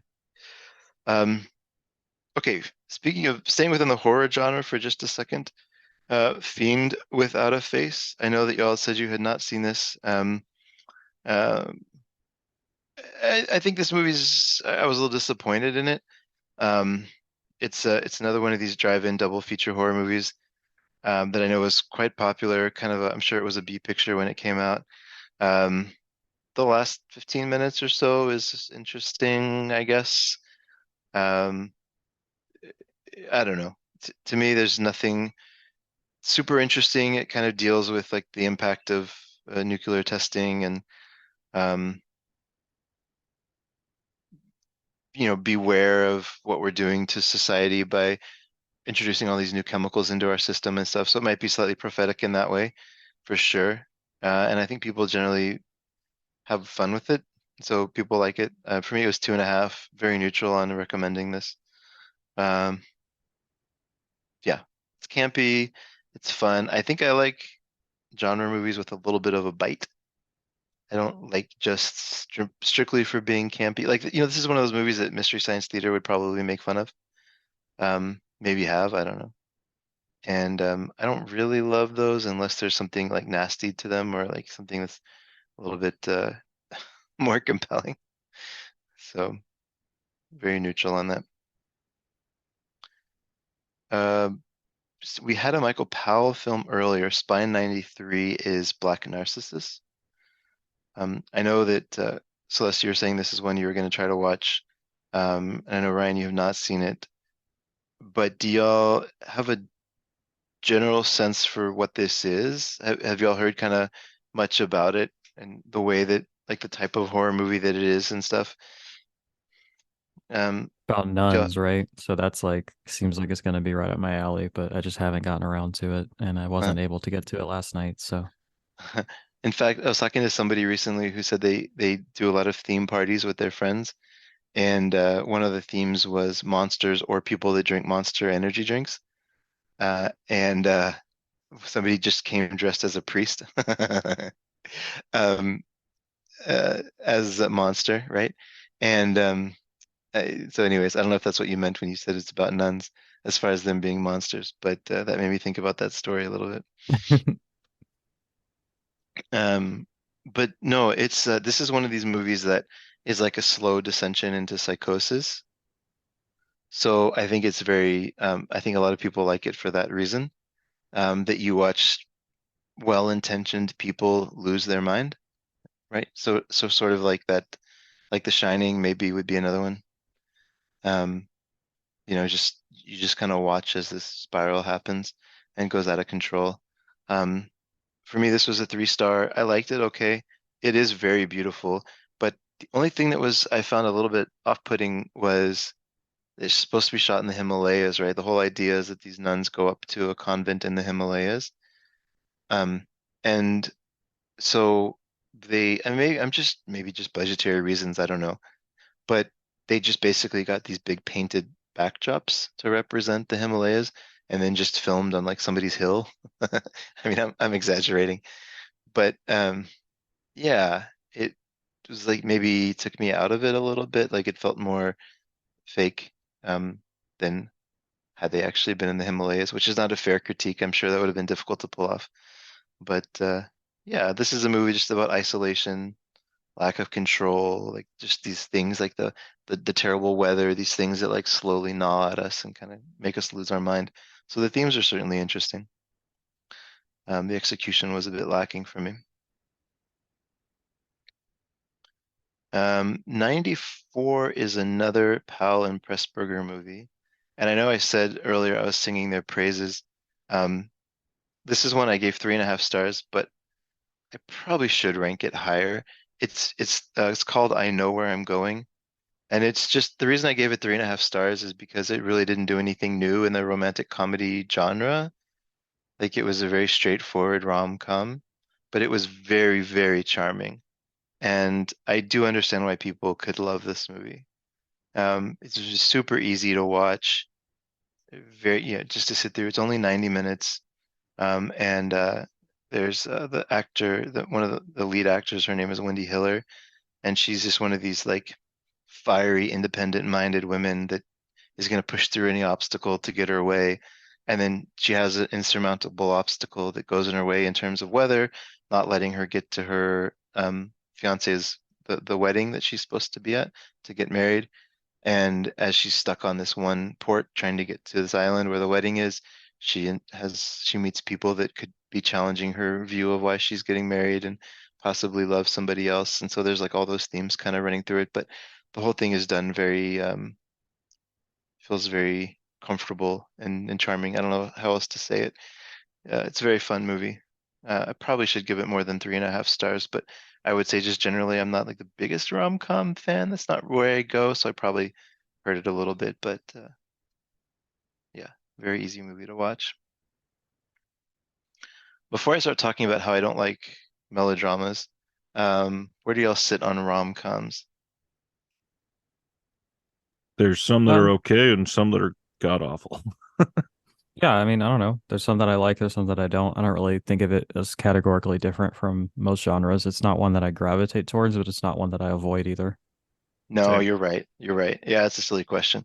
There's like so much variety within that genre, right? How do you possibly say make a statement about it all? No, y'all are right. Um, there's some nuance in probably every genre. That's a good lead into melodramas. So if I were to pick one subgenre that I do not want to see movies from, it's 50s Hollywood melodramas. I have zero interest in it, like negative interest in it. Um, so I avoided Spine 95 and 96 forever. And shame on me because All That Heaven Allows and Written on the Wind are pretty good. I gave them both 4 stars. Um, they lean heavily into the melodrama. There's zero humor in this. They're both very dramatic movies. Um, and I think Douglas Sirk is the director for both. I think he pulls it off. Um, All That Heaven Allows is about a widow that has 2 kids. And her husband was kind of a pillar of their community, so she's very respected in the community. And she meets this plucky upstart young man that people don't respect. And she has this whole struggle about whether or not she should let go of her place in society to marry this man that she's in love with and excites her passions, or whether she goes back to her life. That's kind of the main premise of All That Heaven Allows, and it's done very well. And then Written on the Wind is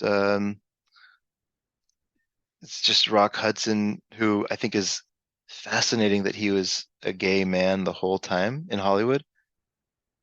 So I'm a little bit more interested in Rock Hudson, that he's constantly just playing like the jock bro kind of roles.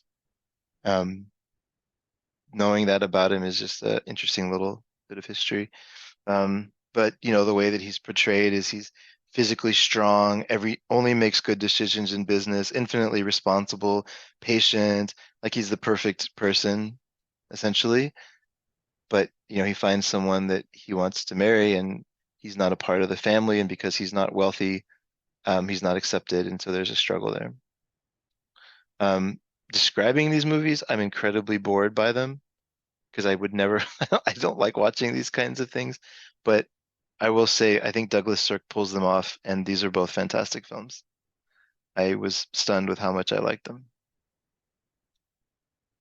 Um, any general hate towards melodramas, or are y'all going with an open mind to that kind of stuff? I try to go in open mind to pretty much anything and not turn off full genres, but Yeah. some of them can certainly be grating, especially if you watch many of them back to back. Yeah, I think I'm not sure about melodramas. That's a genre that I feel like is because the idea is heightened emotions, right? And I feel like there's a lot of films that deal in almost exclusively heightened emotions that aren't put in that category. So I guess if I'm thinking in terms of things like Streetcar Named Desire, which I don't super care for, Yeah, I don't right. know. Yeah, it's not something that I really avoid, or I feel kind of a similar way. Like I kind of take it on a case by case basis, and but I think there is that kind of idea that they can be a little bit histrionic and over the top. Have you seen John Waters' Polyester? Yeah, great. Yeah, Okay, I was gonna say if you haven't, I think you'd like it, as it basically just lampoons this exact thing that you're yeah, describing that you don't like. yeah. No, I'm a big fan of polyester. It's a great connection actually. Um, yeah. Anyways, but then you get into something like Possession, which is essentially a melodrama, but just turned Yeah, up that's a like, great example. right, Like I'm watching that and I'm like, what's the difference between that and but like nobody really calls that a melodrama. And it's like right. probably my second favorite film of all time. And it's like extremely over the top and histrionic in its emotions, but people don't really put it in that same bucket, you know? True. Yeah, if more movies were like Possession, then I would say it's one of my favorite genres, I guess. That's just, yeah, there's the way that melodramas are typically written are based on very shortcutted assumptions about what's important in life and love, and I typically disagree with those assumptions, and so I think that's why I have a struggle with them. Like even this core tenets of wrestling with like your place in the community versus the love of your life, like that's not an interesting topic for me. Like who cares, right? Um, so I think that's kind of why I struggle with a lot of the stuff from the 50s. But anyways, Douglas Sirk made it good, so I'm questioning that. Mm, I think Do the Right Thing could be a melodrama if we're expanding the term a little bit. Mm, but I watched Do the Right Thing. So this is Spine 97. I watched Do the Right Thing recently again, and this moved up to a top 10 movie of all time for me. I don't think anybody I mean, I'm sure there's an example someone's going to point out to me of how I'm wrong, but I don't know if anybody could capture the nuances of racism in America as well as Spike Lee did in this movie. I think the fact that he was able to have such a objective lens on the Italians in that community and the relationship between the Italians and the Black community and the way that things got uh, taken to the next level of emotion and the way that the shop got burned down and the way that they talked about it in the aftermath of that, the way the entire thing was looked at and viewed. Just you don't even need to take a course on racism. I think you just watch this movie and have a discussion, and I think you'll generally understand the complexities of racism in America, especially in the inner cities. But anyways, I guess I kind of gave away my opinion before I asked y'all. But how do y'all feel about Do the Right Thing? I was hoping Celeste would go first, but I'll just throw out there. I think this is a masterpiece. I love everything about this, and the biggest thing for me is how deeply personal every single scene in this movie feels, and how connected to obviously the setting, but just the vast array of individuals that were so close to him as he was living his life literally in these streets. This this is a perfect snapshot, and I have seen this movie so many times. I love this movie. I've only seen it once and I did love it a lot. But I think that this is not a fault of the film. I think it is such a monumental undertaking in its themes and how many ideas it tackles that Yeah. it's something that I think needs at least a second viewing to fully grasp and connect with. At least for me. Like I have it at a 9 out of 10, and I was expecting a 10 out of 10. And it might be that on its on a second viewing for me. Um, but it's honestly not even my favorite Spike Lee film that I've seen. I think I like Bamboozled a little bit better. Um, Oh, cool. but it is a great film. I don't think I necessarily agree that it's a substitute for a larger course or discussion on race relations in the No, United no, no. States, but but it is a really powerful and sort of uh, good primer on that, or like a sort of this is a good starting place, I think, for people trying to get into black cinema or people trying to maybe understand these perspectives if they have less enlightened or more ignorant points of view on it. No, I forgive my hyperbole. Of course, it's better to have a series of nuanced discussions over a topic that has so much history. Yeah, yeah, you're right. Um, for what it's worth, Celeste, I liked it more in my second viewing as well, and more in my third. So I think your Yeah, instincts on that are probably right. it's just one of those things where the expectations were so high that it's really difficult for anything to live up to it. And Yeah. it's the sort of thing where a 9 out of 10 feels like a bit of a disappointment, which is of course absurd. Right. So hopefully, with all those things calibrated and out of the way, I can go into it a second time and really appreciate it even further. Imagine how I felt giving Vertigo a 2 out of 5. Yeah, really. That's the worst feeling for me when something is like supposed to be so great and I just don't connect with it like that. Um, Mhm. it's kind of why I avoid a lot of Alzheimer's because I'm sort of avoiding that potential outcome, which is silly, but it's something I'm working on, right? Last year I went through Warner Brothers put out a box of 100 of their basically the films that they would say is their best. The box set's probably at least 15 years old. It's all DVD. And I was like, you know what? Screw it. I'm just gonna do it. It was just 100 of the movies that like everybody has seen, like the studio classics, right? Like the ones that made $500 million, like Gone with the Wind types. Um, I didn't like a lot of them, and I felt so guilty. Like I was just like, I'm sorry, this is not a good movie. Like there's some crazy movie called Yankee Doodle Dandy. It was like this, one of the highest grossing movies of that year or whatever. I just didn't like it at all. And there's a bunch of them along the lines of that. Just some stuff I absolutely hated. But yeah, I felt guilty every time. I'm like, sorry, I don't mean to like shit on classics. That's not my goal here. I just sometimes I can't, doesn't resonate with me. Okay. Um, three more to go. So we have 98, we have Michelangelo Antonioni. So now finally this gentleman is in the canon of Criterion. Certainly it's a name that I think a lot of people know, and I think Antonioni is one that's interesting for me because if you ask people if they know the name, they say yes, and if you ask them to name two films, they can't. So I think he's one that's spoken of in a way of respect, but not necessarily people don't necessarily know his movies, which is always interesting to me just from a curiosity standpoint. I mean, I'm in the same boat. Like I've only ever seen La Ventura, which is number 98. Um, so I don't say that with judgment. I just think for some reason his movies tend to slip by people. Maybe it's the themes in them, or like maybe people don't know how to like go into them, or like it's not as compelling of a watch sometimes. I don't know what it is, but have y'all seen anything from him? I don't think so. I own a couple of them, but I haven't watched them yet. I Yeah, think it's just yeah, a matter of they're super long and artsy and intimidating. yeah. And so that's the thing. That's exactly why I didn't watch a lot of his stuff either. So when I was forced to watch La Ventura, it's really good. Like I was surprised. It's 4.5 stars for me. And he basically, it's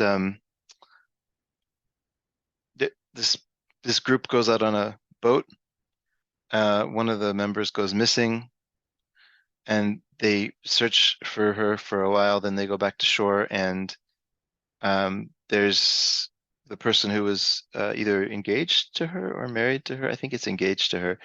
Winds up falling in love with somebody else who's also engaged to another person or maybe married. Anyways, they're both in separate relationships, and they wind up having this kind of affair. And then I mean, I don't want to give away all the twists and turns, but the movie kind of keeps twisting, and not only from a plot perspective, but also from um, the like a relationship perspective. Like nobody's really the relationships are never exactly what you think they are, and they're never stable, and so it's easy. It's like keeps it very interesting, right? That makes sense. And the 2.5 hours kind of flies by.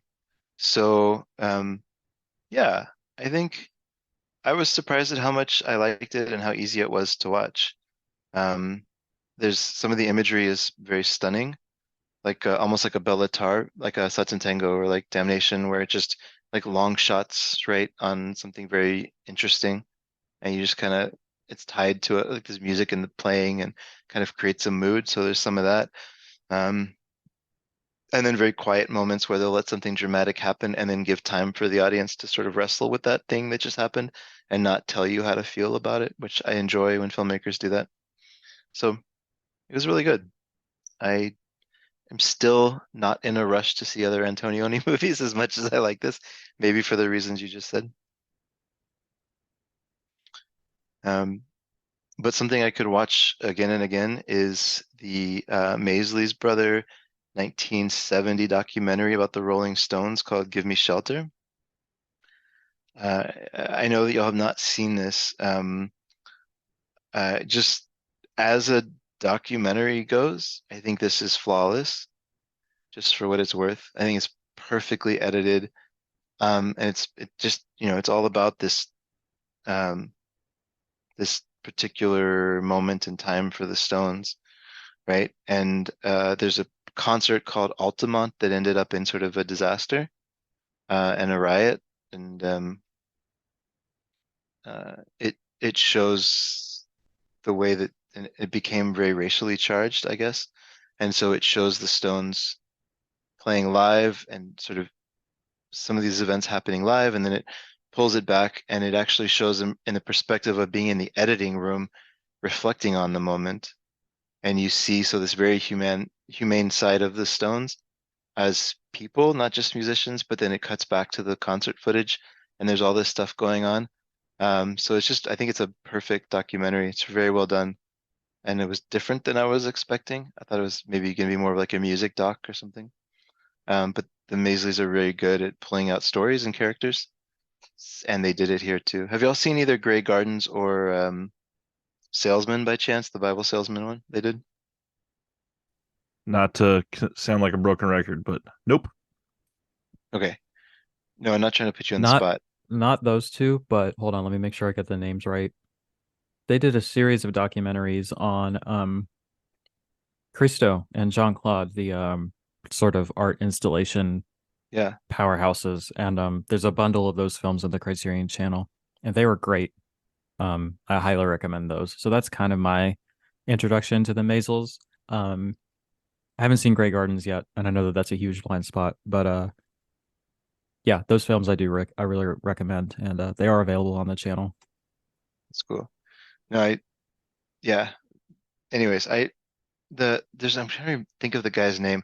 There's a guy that did the Thin Blue Line, Errol Morris, who people talk about as the greatest documentary filmmaker. Or at least that's kind of what I've heard people say, and I disagree. Like I like Errol Morris a lot, but I don't think anybody pulls the story out of a collection of footage in the way that the Maisels do. I just think they're brilliant at it. They have very good instincts for that. Um, and if y'all do see Grey Gardens, I would love to talk to you about it because that's a very interesting and controversial doc in the way that they shot it, and then sort of how exploitative it was to these two women that have loose grasp on reality, and their sanity. But there's good debate in how much they understood about what was even being done, let alone then being the subject of this thing. So Anyways, super interesting discussion I'd love to have with y'all on Dave.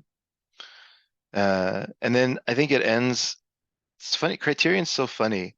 Every once in a while they'll throw in an Armageddon, or every once in a while they'll throw in something that it just feels like they're just trying to have some fun with. This in so Spine 100 for them. I remember when this came out actually, because I think the doc came out in, or this collection of music videos was put together in 2000, which is when I started college. So I remember when this came out, and there was another series going on at the time where they had Spike Jonze, Michel Gondry, and Chris Cunningham, I think his name is, but the guy that did all the Aphex Twin stuff. They had a series of not Criterion, but they're separately in the world. There was a series of music video sort of directors series that were coming out. Do y'all know what I'm talking about at all? They're typically white cases with like black, red, and orange or something color. Yeah, I And remember then seeing those. you remember them? Yeah. And so this probably should have been one of those, except it wasn't a director focus, I guess. It was just more about the Beastie Boys. Um, but it was the thing that I think is interesting about this one is that, I mean, if you don't like the Beastie Boys, I guess there's no point in buying this. If you do, it's fun. But they, typical to form, the Beastie Boys were like just playing with things. And so what they did was each music video, they found creative ways to make remixes of the video, not the song, but the video. So they would do like, they would show like the negative image of it, or they had maybe like an animation style or whatever, but they did all this work specifically for this release that showed the same video remixed. And so they just had a lot of fun visually with it. And so there's very, very playful and fun DVD that came out. Um, and this is the most Beastie Boys songs I've heard, but I like them. I mean, they're fine. I never think to put them on. I'm in the mood for music, but I don't hate their music either. They're very fun. So yeah, that would be my pitch for this, is watch it for the creativity of sort of how they put it together, I guess, as much as anything else. Any big Beastie Boys fans in the room? I've only heard their first album, and I think it's really silly and not really my thing. Yeah, Um, there's songs on it that I think are okay. I don't know. The Beastie Boys have always been kind of obnoxious to me, but I know that some of their other output is more, I guess, highly regarded as like more artistic instead of just fun. It's just something I need to get around to. I yeah. have never been able to take the Beastie Boys seriously, and I don't know why. Um, I I like a couple of the tracks just fine because they've been drilled into my spine essentially. But Exactly. other than Sabotage, there's not anything that I've ever really sought out. Yeah, I think we're all kind of aligned on that. One of them is behind Oscilloscope, right? They're one of the big investors in Oscilloscope. Yep. Yeah, he founded it before he passed away. Okay. So that's a good legacy for sure. And their love of film is everywhere in this DVD. Like you can tell that they had a love for monster movies and just all kinds of different, like it's very obvious in the way they shoot their music videos. So it's fun from that perspective. But okay, so in closing, thank you all for taking this journey with me. Um, one of the things I did at the end of the last one, just maybe like a sentence or two, if you can think about it. I think there's this constant, I'll say the word tension. I don't know the best word for it, but there's a constant misunderstanding I have about what the criterion is versus what it's not in reality. And I think a lot of the movies that I have not seen from the collection, I tend to group into the more serious art house and accessible side of things, where I have to be sort of ready for them. I have to be like in the mindset to get into a Criterion movie, even if I love it. Like I'm not going to sit down and watch Seventh Seal every day, right? I love that movie. I just can't. It's just not like a popcorn. Like it's not easy to watch, right? I have to be like in the mood for it. Um, and so I think the fun thing for me about doing this journey of seeing everyone is realizing how much diversity is in the collection and how they are much more than just that European art house stuff that they get credit for. And I think that critique for me comes from a place of people just simply not seeing all the movies they have. Um, not commenting on the whole controversy a few years back about how they didn't have enough representation outside of like hetero cis male. That's not what I'm saying. I think that critique was valid, but I just mean in terms of genre and type of movie. I think the Criterion Collection is way more than people give it credit for. But I'd be curious if y'all have any just general thoughts on the collection and I know, yeah, how it's been in your life and just kind of closing thoughts on it.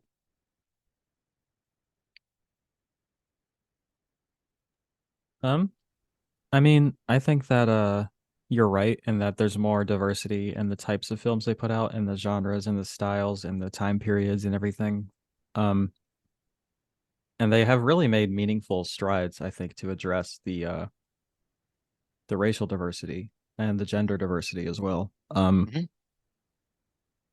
Excuse me. And so I think that that is admirable. And I think that a lot of the times people assign things to the collection that they never asked for or really like explicitly said. Um, like I think the only thing that they've really said is that they put out important, and that's a pretty subjective word, Uh, contemporary and shit, what's the word they use?